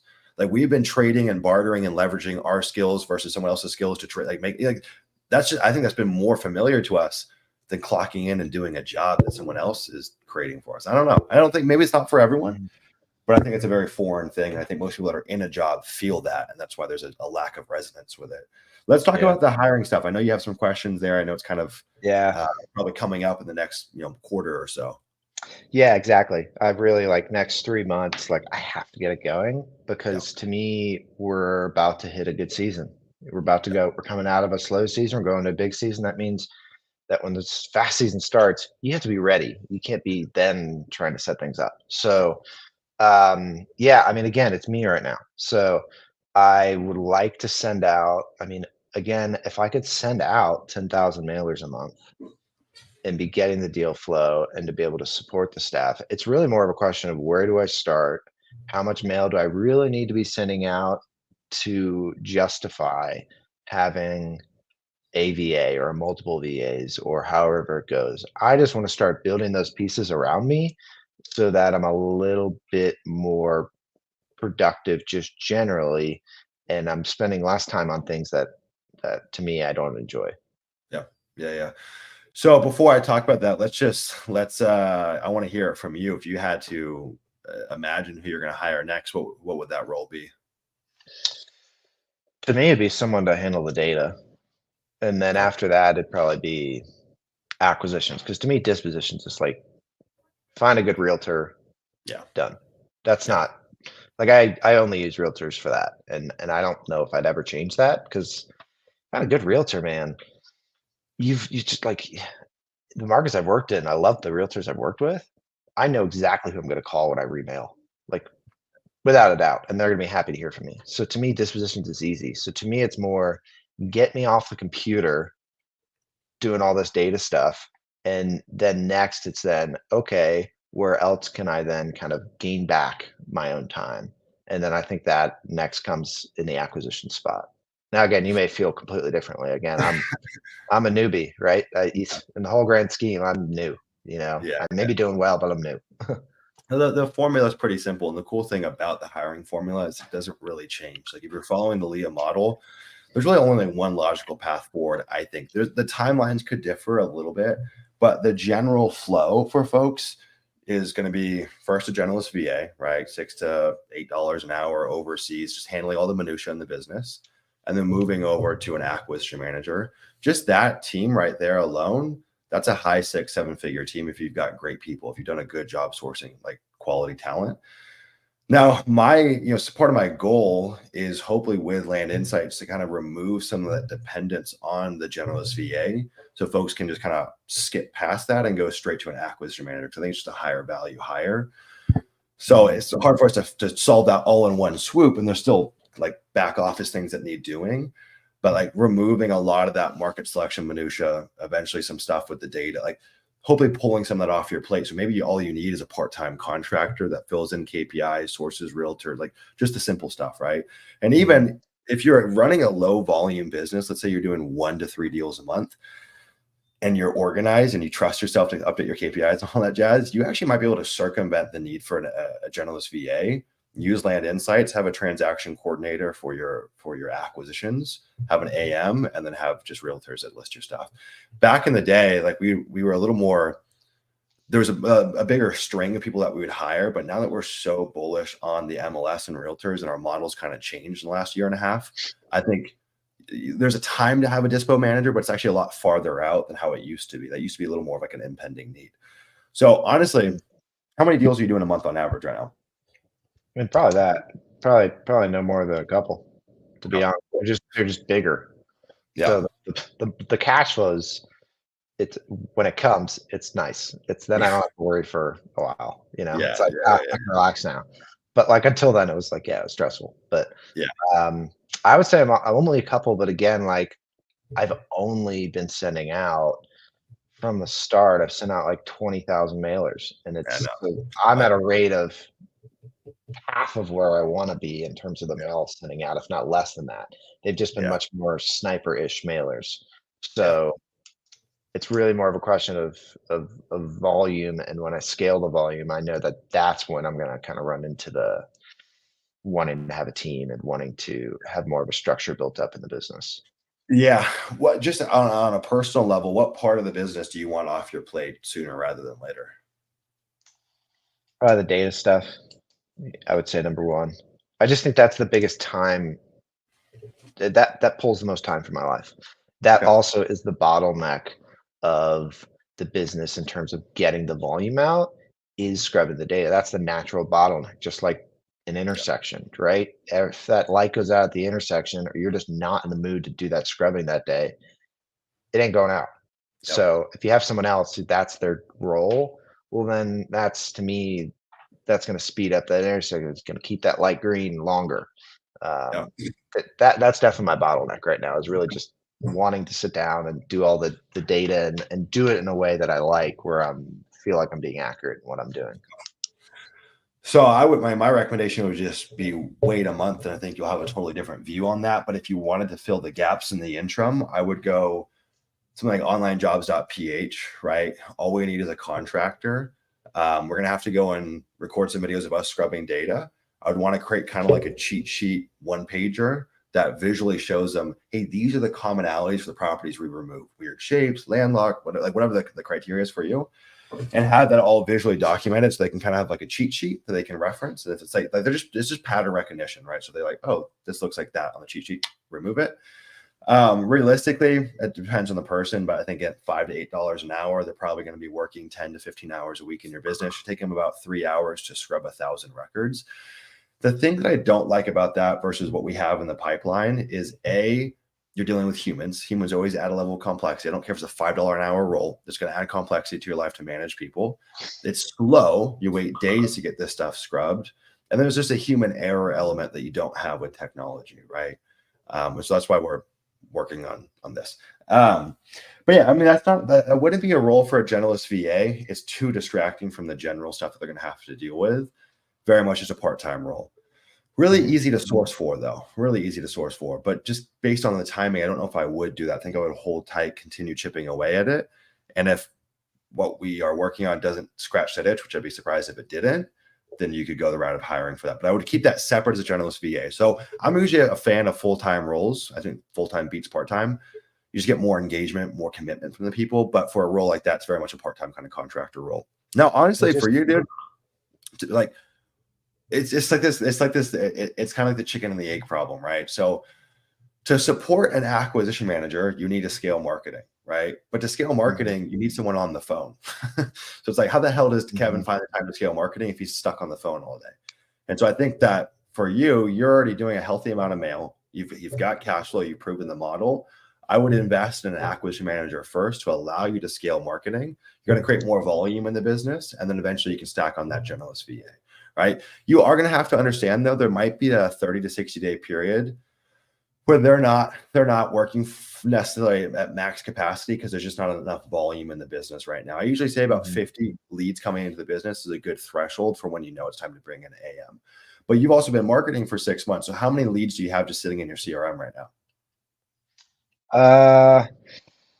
Honestly, I would say since the last mailer I did was one of those, honestly, it was a unique area, but it just didn't work out well. It just kind of flopped a bit. So right now I'm not drowning in leads. So right now I'm just kind of, I would say I'm probably working 5 leads right now that again, all are probably 20 to 30 plus K spreads. Okay. Like as in like net, like after I pay people and everything. So, but I would say, yeah, I mean, I'm definitely not doing 50 leads a month, Go. plain and simple. If you had a Just guess, not. how many? A month, probably, I'd say every time I send out a mailer, I'd say a month, probably 30. Okay, you're close. 30. I'm probably a little bit past halfway in that Yeah. 50, but I'm definitely not close to that 50. I'd say I live probably more in that middle or that second third, maybe like 60, 70%, something like that. Okay. You're also going after higher value, higher gross spread properties too. So even if you don't have a high quantity of leads, the sales cycles are longer, so they could work it's like there's still the lowest. Yeah, like the lowest buy price I've even entertained of any property I've entertained in terms of the buy price. I don't think I've entertained anything less than 35K. Yeah. That's like the smallest I have been even interested in talking on the phone with someone on, in terms of acquisition price, because I just am like, I want the good ones, and if I already know it's not a good one, I'm just not gonna really even play with it. Again, I'm trying to be a little bit more playful in what I go after now, just from the sake of tripping on my own self to learn, because I'm in a position where I can trip and I can be okay. I'd rather trip when I know I can handle it than when I can't. So, but yeah, so you're saying acquisitions, so basically get the leads up essentially via data or basically via mailers, to a point where I'm doing closer to 50 leads. And then at that point, it would make sense to get an acquisition manager in. Kind of. And one thing that I just want to add on here, because I know you keep referring to something in a month. Yeah, I know. We've got these damn fucking copycats that just keep on trying to, every time we do something, it's just really annoying. So I have to kind of be under lock and key, and I've got a really big mouth. Yeah, but it's nice to say that you will have access to it, and it's coming out very short. It's coming out March 27th, so very soon. But what I was going to say is, so like you might be saying, well, Sumner, you always talk about generalist VA and then acquisition manager. Why in this case you're saying an acquisition manager? And like these things, like the timeline can kind of swap on these. It's not just a hard science, so you always go with that formula. So to play devil's advocate, I would advise a generalist VA if Kevin was doing more volume in his business. So if we were doing lower spread deals, but we were doing 4, 5, 6 deals a month that were 10, 15K, all of a sudden it becomes kind of a clerical nightmare to manage the transactions on that, to go find the realtors. You're doing 1 to 3 deals a month. Like you can still very much maintain that. Dude, so if you've got an existing base of leads in your CRM, we've said you got 5 or 6 that are kind of that $25,000, $35,000 spread range, start working today. You've also got cash flow from the business, so you can support kind of that gap, whether it's 30, 60, 90 days, where they're not fully ramped. So they might be working 40 hours a week, but they're not at the full potential of the number of people like we're talking to daily, but you can support that, right? That's not the end of the world. I would honestly get them in that seat and simultaneously scale marketing, but I wouldn't wait for that 50 lead trigger, if that makes sense. It's also a little different because you're going after higher value properties. So our yield in terms of how many leads we get from a mailer is going to be lower, but every deal is worth more. Exactly. Right? Yeah. So in essence, dude, if you were someone that was doing 15K pop deals, you're already kind of at 50 leads a month because you're generating 30, but your average is in the $30,000 per deal range. So it can flip-flop a little bit, right? And the sales cycle on those deals is a bit longer.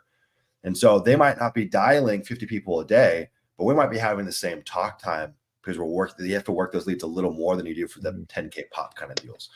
Yeah. So and I would say I want to be able to do those little ones. I want to be able to do those smaller spreads. And that is kind of where I'm coming from in this, is that I'm like, okay, like the big deals are great, but if I'm always like, even if it's not a great spread, let's say I even only make 5K on a deal, nothing big, right? Just a base hit. Well, that's 5K I wouldn't have anyway. That's 2 months of mortgage, rent, living expenses. Like when you think about it like that, it's like, oh, that actually is an impact in my life. I want that 5K.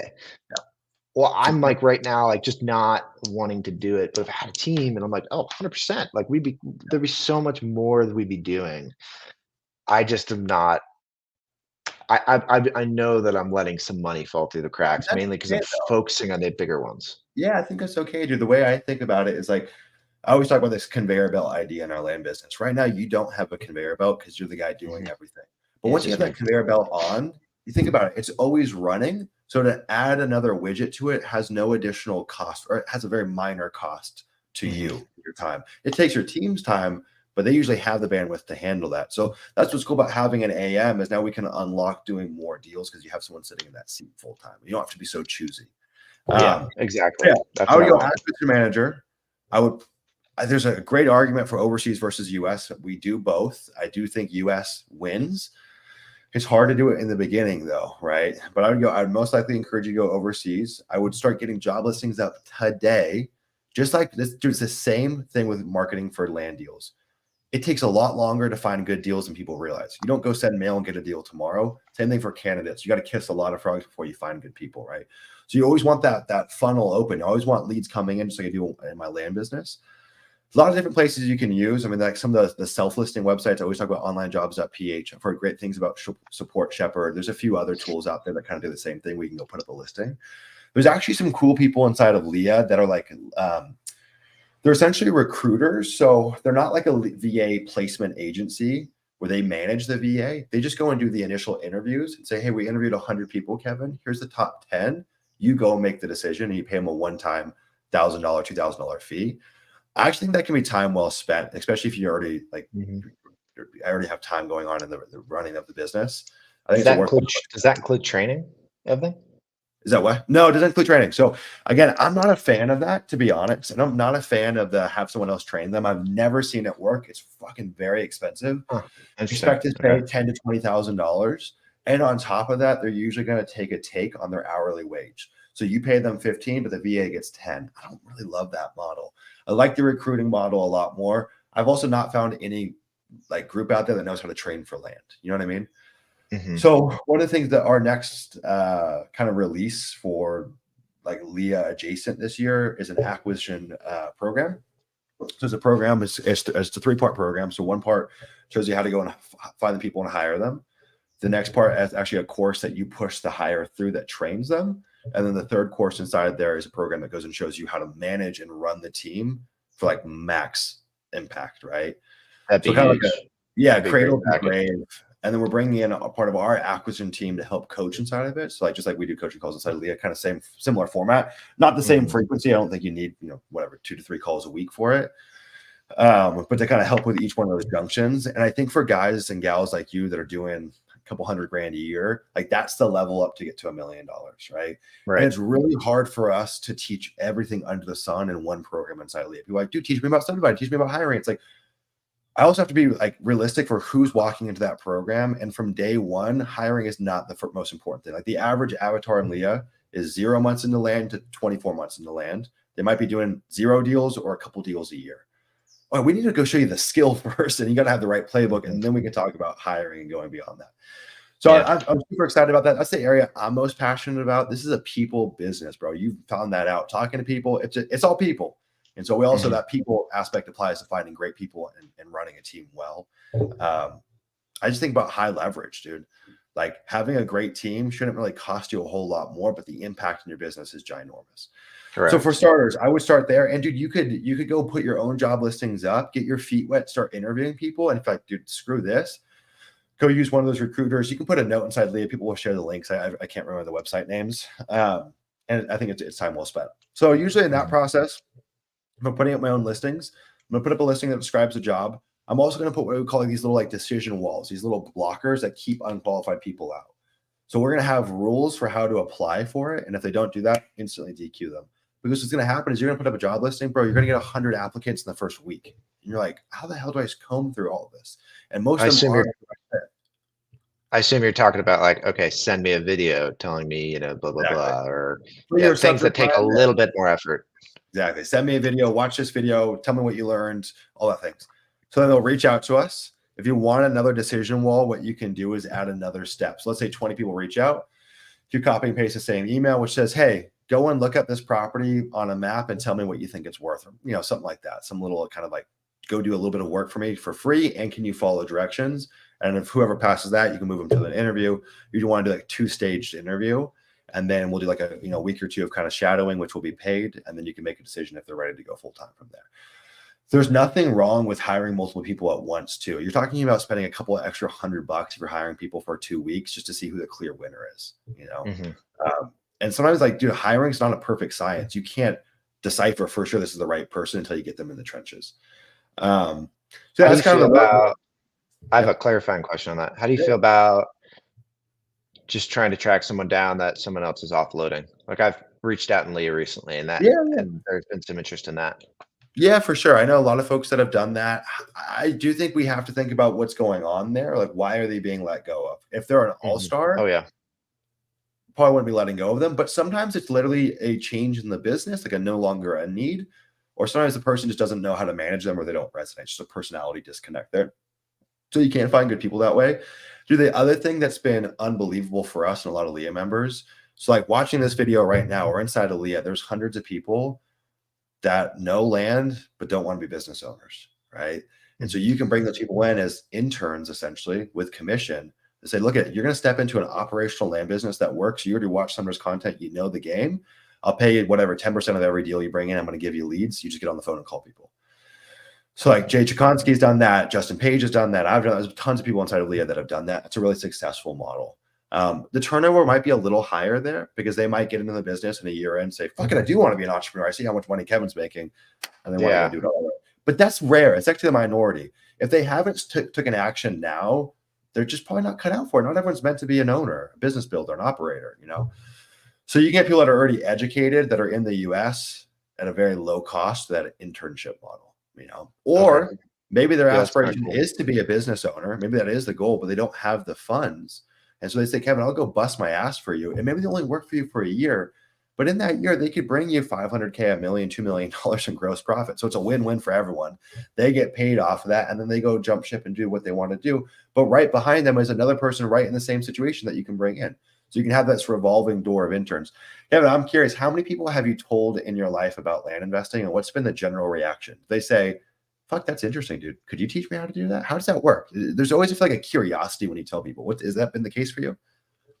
Depends who the person is. Yeah. Not from like my relationship with them, but how are they wired? Are they wired to want to get out of the system? Are they wired to want to be a business owner and to be free of a physical job? Yeah.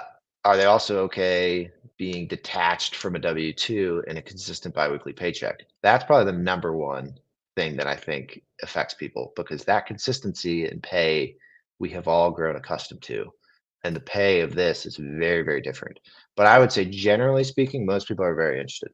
I like my best friend out here just joined. So let's put it that way. Yeah, I saw that, man. Yeah. Yeah, he's No, good dude. it's an interesting phenomenon. The initial reaction is that sounds like a scam.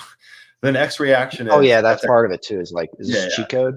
yeah, Are we totally. button mashing? And then the next one is, dude, that's really interesting. And so what I mean to say, there's a lot of people out there that this piques their curiosity, and you can say, look, come under my wing, come work with me, and I'll show you the ropes.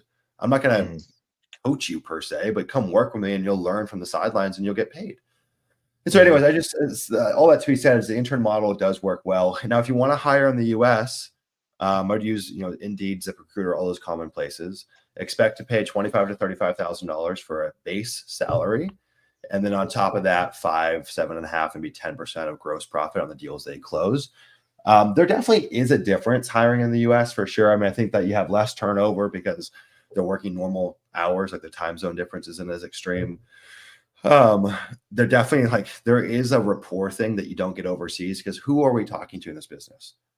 White, middle-aged baby boomers, right? When they hear someone with an accent, their guard does go up a little bit. And even if they're not, even if it might not stop them from doing the deal, there's a little more to work through there. So I'm a big fan of that hiring over in the US. And you usually can find folks that have a bigger sales track record than a VA that's like been a closer or has like a big sales resume. You know what I mean? You can hire people that are like, used to be an acquisition manager in a wholesaling business or whatever. Like, they know how to close deals. They just don't know land. Yeah. But that's obviously more of a hit on your cash flow from day one. Now, again, if we're going overseas, 10 to 12, maybe 15 an hour, I would say 3%, maybe 5% of gross profit. 5% would be really, really high. 3 is going to be a little more standard. And yeah, dude, I think now the next decision you have to make is, do I want to go Latin America or do I want to go Philippines? Both work. What I've noticed is in the Philippines, it's going to be a little cheaper, maybe 10, 20, 30% cheaper in terms of the pay. Turnover is a little higher, though. I think the time zone is just much harder. I think it does fatigue people when it wears on them, where they could be in Central America and be working CST time zones. And so it's just a little more familiar. And what I found is in Latin America, they might be a little more familiar with US customs. And like, dude, like one of the interesting things that I've found hiring overseas, especially in like Asia, is like just the verbiage they use is very different. Like they'll call land like a plat parcel plot or something, like there's just some things that get missed. It's like a cultural thing. Just like a regional cultural world thing. Yeah, and land has a very specific language associated, and it's just a different game. Any questions on that? Do you see? Okay, so acquisition manager, but do you see a time when it would make sense to hire like a generalist VA for data and marketing? That's not necessarily a generalist VA role. Or maybe that's not generalist. Yeah, maybe I'm using the wrong terminology. Role. Honestly, I think it's one of the last things you delegate. That's my belief, because it's like the highest leverage point in this business. Like if that's done wrong, we have no business, right? So I think it's harder to give up. It's so important. It's also a lot more skillful, and like just how you learned it. Like other people can learn it, but it's not for everyone, and it definitely takes time to ramp up, and you're going to pay a little bit more for that role. So like you could have like a generalist kind of like simple VA that maybe helps like initially put your comps together, or like just helps with some of the initial work, but like cradle to grave data, it's an expensive role in my opinion. It's one of the last things I would delegate. Dude, and here's the cool thing. Let's fast forward a year from now. A year from now, you'll probably have sent 60, 70, 100,000 mailers. You'll probably have 20, 25 vetted great markets. And so now we just are doing a lot of remarketing. Like maybe now it's like 60% remarket, 40% new market. So the burden is a lot lower because the hardest part is finding the new markets and pricing them. And now we've got all this intel, and so we can recycle it. There's a lot of folks inside of LIA that are more advanced. This is exactly what they do, right? And so that actually over time the load becomes less. Yeah, gotcha. Yeah, it also frees us up, as operators of the business. It also frees us up if we're still doing that data. Well, we can do that any hour of the day. It doesn't matter what time zone we're in. Yeah.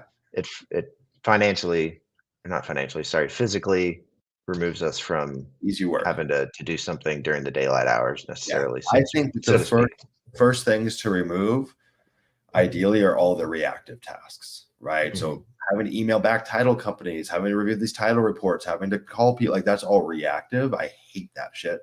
And I think as a business owner, it quickly takes you from working working out of the business, on the business, and now you're just working in it. You're just in the trenches, kind of like doing this and that, getting pulled all these different directions. So I like to peel that stuff off first. Okay. I mean, like the proactive stuff is just like, yeah. I mean, dude, there's folks inside LIA that are doing 7 figures that still do their marketing. It is that important. In fact, a lot of like the high level CEOs that I've seen outside of lands, the guys I know a guy that was doing 8 figures a year and he still did all of their PPC, all of the marketing. It's actually the last thing that I've seen that business owners give up because it's so fucking important and you're spending real money there. And that's where all the risk lies because you screw that up, you're not getting that money back in some cases. And so I think it's really hard to find someone that's good at that, but it is possible. Yeah. All right. I have one short answer. Do we have any SOPs for like acquisition managers, generalist VAs? Do we have anything like that built out in like the LIA shared resources or anything like that? Like in terms of so we've got stuff around acquisitions. We don't have anything that's super relevant on the generalist VA side. We've got a whole new batch. Let me see if I can pull it up here. That kind of comes from like a task oriented, like what tasks are we assigning to who? Like truly like this falls in the realm of the acquisition. This falls in the realm of the transaction coordinator, generalist. Yeah. Like so I will rather than the generalist VA stuff will look a little bit different business to business. It's a little more flexible there. But with acquisitions, it's really not going to change hardly at all. Like the SOPs are a lot more repeatable for everyone's business. I'm trying to get this thing pulled up that we can go through here together. Hold on. We've got a whole new round of new SOPs that are being added into LIA. It'll take me a second to find this, but so yeah, on the acquisition side, if you don't have a lead qualifier that's sitting underneath them, which that's a future thing to talk about, but if you just have an acquisition manager and that's it, they're going to handle everything with a seller lead coming in from cradle to grave. Okay, so lead comes in, let's say that comes in Pat Live, comes into our CRM. They initially go run their due diligence. They are going to go and run the price report for what they think it's worth. That'll usually be a range. I think it's worth whatever, 57,000. They're going to go put a range for what they think they're going to offer. So I'm going to offer between 25 and whatever, 35,000. We're going to show all their work in the CRM. They're going to go get that first call out, ideally less than 15 minutes, more realistically less than an hour. It just depends on your business. I think less than an hour is still good. I would love to see it under 15 minutes. It's a hard metric to hit because we're going to have a higher answer rate there. Now, in a lot of cases, your leads are going to come in and you're going to get no response on that first call. So inside of LIA, are you familiar with our 14-day seller follow-up cadence? No. Okay. But that's an SOP in there that I'd go and look at. And I would use that. I would use that for yourself. And obviously for once you have a generalist VA or an active manager in the business. But essentially it's an SOP that tells us, okay, we know whatever, 30% of our leads on that first call won't pick up. So what the hell do we do next? And so it's a 14-day manual cadence that we go through where it says day 2, you do this. Day 3, you do this. Day 4, you do that. So that way, what we were trying to do is to get the highest number of our leads to answer the phone. That's kind of our first order of business. So if I can take my answer rate from 70% to 90 to 95%, by virtue of that, I'm going to make more money. So that's one of the kind of concrete SOPs that I would not change. I would stick to the script there. How we really want to use manual touches in the beginning, they're just a lot more effective and people can kind of feel that. What you could do, what I would recommend is initially when they come in from Pat Live, you could have auto text, auto email that goes out that just says, hey, we're going to call you here in the next 20 minutes, sit tight. And that could be automatic, but everything for the next 14 days is manual. Okay, so then once they get the lead on the phone, they go through kind of our 2-call flow, right? So first call is going to be a rapport building, fact finding about the property, trying to figure out what's the motivation there, why are they looking to sell, why not use a realtor, all those things. And we're going to set a next step to go create an offer, right? That's usually going to be on a second call. It could be on the same call. It does change, but usually it's a 2-call approach. It could be same day, but no longer than 48 hours to get that second call out to make that offer. What we found is if you get on a call, just as a hypothetical, you get on a call and you're 2 minutes in, and you throw out an offer to the seller, is that less or more effective than talking to the seller for an hour and then making your offer? What do you think? I mean, I think that's a pretty obvious answer. Yeah. Yeah. So more talk time always is in our best interest, right? So we actually kind of want to engineer that additional talk time. And we also want to kind of create this illusion of like doing this deep dive to really analyze the property and come to an answer and building a case about how we came to these numbers. You could do that on the call. It's usually hard though, because how can we compress all of that due diligence and pricing within 15 minutes? You know, usually we're creating broad strokes. We're going to fact find, give us a little more latitude to go deeper on the property and create a real concrete offer to give them. But that first call is to get out there, to touch them, to engage them, so our answer rate is higher. Does that make sense? Yeah. Yeah, for sure. It's a little counterintuitive. Now, in some cases, you're going to get out on the call. They're going to say, Kevin, give me an offer right now. What the hell are you talking about? Okay, I'm not going to play dumb. Like we will give them the offer, right? But I do want to create a little more space between them. Cool. Okay. Yeah. So we're talking those SOPs around how we make those offers and what the call flow looks like. We have all that inside LIA. So how to structure those calls, all that jazz. Now, the nitty gritty stuff in terms of like, hey, in your follow-up message, say this. I'm not a fan of creating SOPs around that for hundreds of people to use, because what happens is everyone uses the same thing. Like I've even seen that with our offer letters. Hundreds of people use the same offer letters. Then we had to start telling people, no, here's a framework. You go make your own offer letter off this, because it's a detriment to everyone to use the same verbiage. So same thing in our communication. So you do want that to be bespoke to you, but the actual steps and order is all documented in there. And then from there, it's like, cool. Well, what happens when we make an offer and the seller says no? Well, then we go through the renegotiation SOP that we have inside there. So I would say we have about 75% of it broken into SOPs, but there is some stuff where you do have to use, you know, Kevin's best judgment to have something that's slightly differentiated from everyone else that's executing on the same playbook. Now, generalist VA stuff, it's a little more variable, because their task can look slightly different from business to business, right? And their task can evolve over time. What they start with on day one, in a year from now, they might have substantially more on their plate. Like it's one of the few roles that we hire for where they do a lot of different things and it's not highly specialized. It's also one of the roles where we really have to groom them. You don't find anyone that can just waltz into your business and knows how to do TC work, and it just doesn't happen. Yeah. There's a lot more grooming for that position.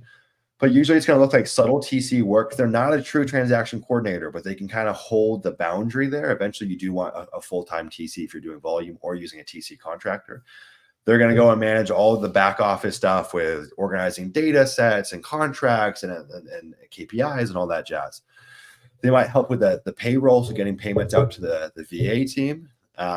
They're going to go help coordinate with photographers, coordinate with realtors.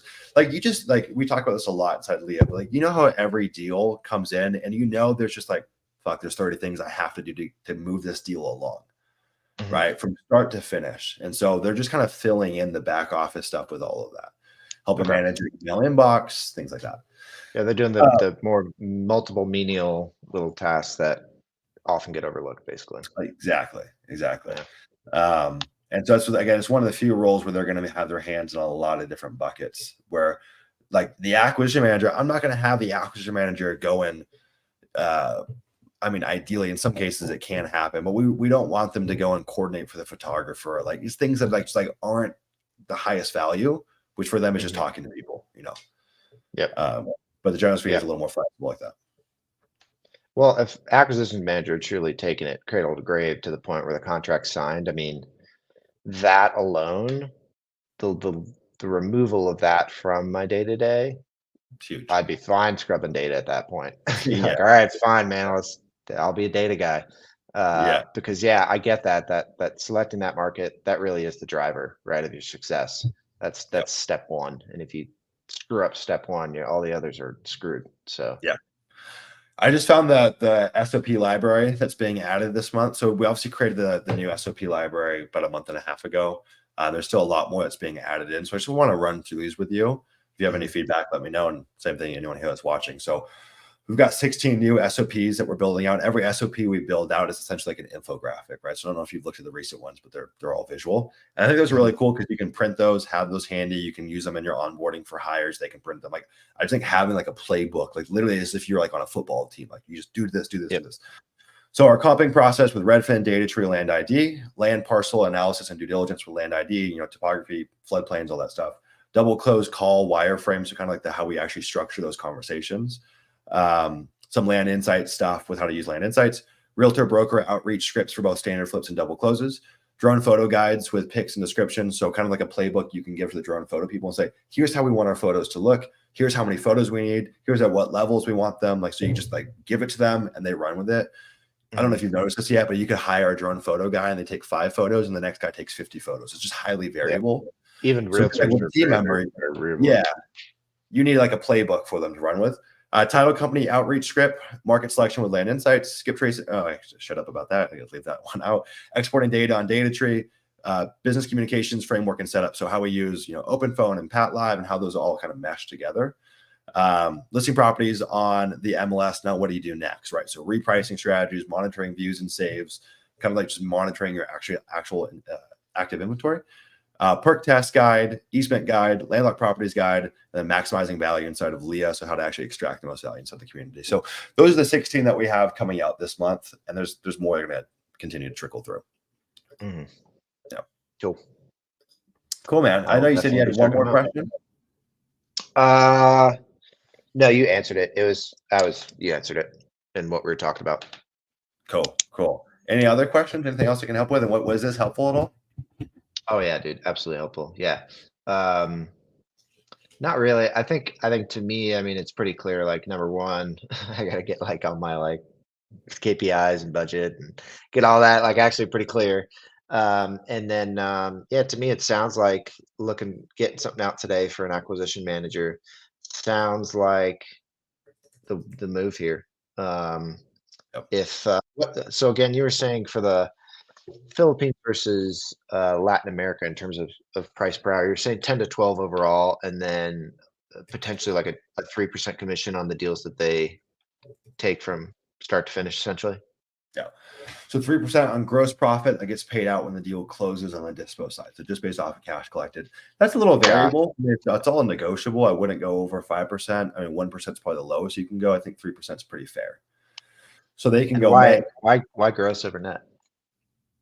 You could do either or, honestly. I mean, I either or works. I think just gross is just a little easier for us to calculate in terms of like the actual payroll bookkeeping side of things. And we talk about gross so much in this business. It's kind of like the keystone metric that we use for just about everything. But yeah, you could do that. Doesn't really matter. Same. I mean, you just have to adjust it so it's a fair compensation, right? Like I think if they're going and doing standard deals, they should be able to make at least $500 per deal. And on a really good deal, dude, fuck it, they should make $2 or $3 grand. Like, and that's motivating. Yeah. So however you want to structure that's totally fine. Cool. Then you said at the end. Sorry. I keep cutting you off. No, you're good. There's a little bit of a delay. What I was going to say, dude, is like the secret, and this is what we're going to be talking a lot about inside the acquisition program, is like the secret to having a high performing team is to have baller incentives. Like people should be able to get rich with you. So set them up accordingly. Don't shortchange people. Yeah, that's kind of similar to what I was going to say. And then when you pay out that 3%, I assume that occurs after disposition is completed and money comes in, correct? Not wire hits the bank account. Yeah. So because cool. Shit can fall apart. One thing I just put for you in the chat and for anyone else, you're probably at the point where this starts to make sense. If anyone wants to use our bookkeeper and our CPA that's been kind of trained on land, they're awesome. They're called All In Advisors. I put the link in the description or in the chat. They're amazing. Pricing is variable. I mean, I pay like 50 grand a year for all 3 businesses. I think for most people, if you're doing just a few deals a month, $500, $1,000. And when it comes tax time, it's money well spent, but also just for having real accurate KPIs to get that P&L every month is super helpful. Now, you still need to track other KPIs. They're not going to track your ROAS and all that stuff. You still need to track that. But for you, dude, just go and piggyback off of the templates inside of LIA for the KPIs. Mm-hmm. Yeah, that's kind of one thing. Yeah. Cool, man. Cool. Actually, one thing that I always say this, and we usually do it, but I just want to put it out there. I think it'd be really cool to kind of do like a like a post-mortem, what the hell they call it, like going and recapping whatever the end of this year and reflecting on the goal we spoke about and seeing where you're at, like actually documenting it, I think is really fun. So we got to do this again. Yeah, I'd be happy to. Yeah. And when you come out here to Denver, because this is where I live, Yep. you're going to be forced to do a less than 10 mile trail run. How about that? At your pace. Okay. It'll be a dope view. Yeah, if you can run at 9 minutes a mile, I don't even know if I could do that on a trail. To be honest, probably a different game in the elevation, but I'm definitely not fast by any means. Dude, you should connect with a guy named Jesse Evans. He's out in Boulder. He's inside LIA. Super cool dude. Yeah, we messaged once or twice. Cool. Okay. I think it's more like we both have a lot going on. Yeah, that's just the nature of the beast. Yeah. Dude, are you coming out to the mastermind in October? In Vegas? Yeah, I will. I haven't got my ticket yet, I'll be honest, but that was more of a cash flow standpoint because I was like, I really want to buy this mailer package. Yeah. Well, you got time. We still have we're just doing the pre-sale. We've got a couple hundred tickets left. I'm gonna go and put them in the chat. We've got a total of 300 seats that we're doing for it. I think right now we probably have 240 available, so we probably sold 60 or so. We're doing the pre-sale stuff for anyone here that wants to join. It's October 27th, 28th, 29th. Is that right? 27th, 28th, 29th. The general admission is 28th and 29th, and the VIP is the 27th. We're doing a hike together, private coaching, dinner, all that jazz. So it should be super fun. I think that link got all fucked up when I put in there. Anyways, cool, brother. Well, thanks for stopping on. If anyone wants to link up with Kevin or ask him questions, drop him a chat inside Discord. Come hang out with us. Landinvestor.co/Discord. It's totally free to join. And keep killing it, bro. I appreciate you coming on here and sharing with everyone. And I'm excited to recap where you are in 2024. And I know you said you might be doing a race and want some pacing. If you do, let me know. Oh, yeah? All right. Yeah, you told me that, right? You said you got an ultra marathon? I did, but then you didn't say a thing. You didn't reply to it. You ghosted me on it, and I was like, Sumner's afraid. No, I'm not. No, I'm not. I'm not afraid to get my ass handed to me. No, I'd love to, man. I've never done something like that. What do you have a race picked out? So short answer is no, but I do know there's I'll probably pick a few in. I know there's a Vegas 100-miler that I was considering. And so it'd be in your neck of the woods. But the good news about pacing is pacing is easy, dude. When you join someone after they've already been running 70 miles, you are going to be so much faster. We're doing a walk hike at that point, it ain't what people, I'm not running 6-minute miles, at mile 80. So well, dude, if you dude, no, I'll hit you up. Let me know, man. Yeah, dude. Yeah, same. All right, brother. Well, thanks for hanging out. I appreciate it. Yeah. All right. Thanks for watching, everyone. Take care of yourself. Bye, guys. Peace.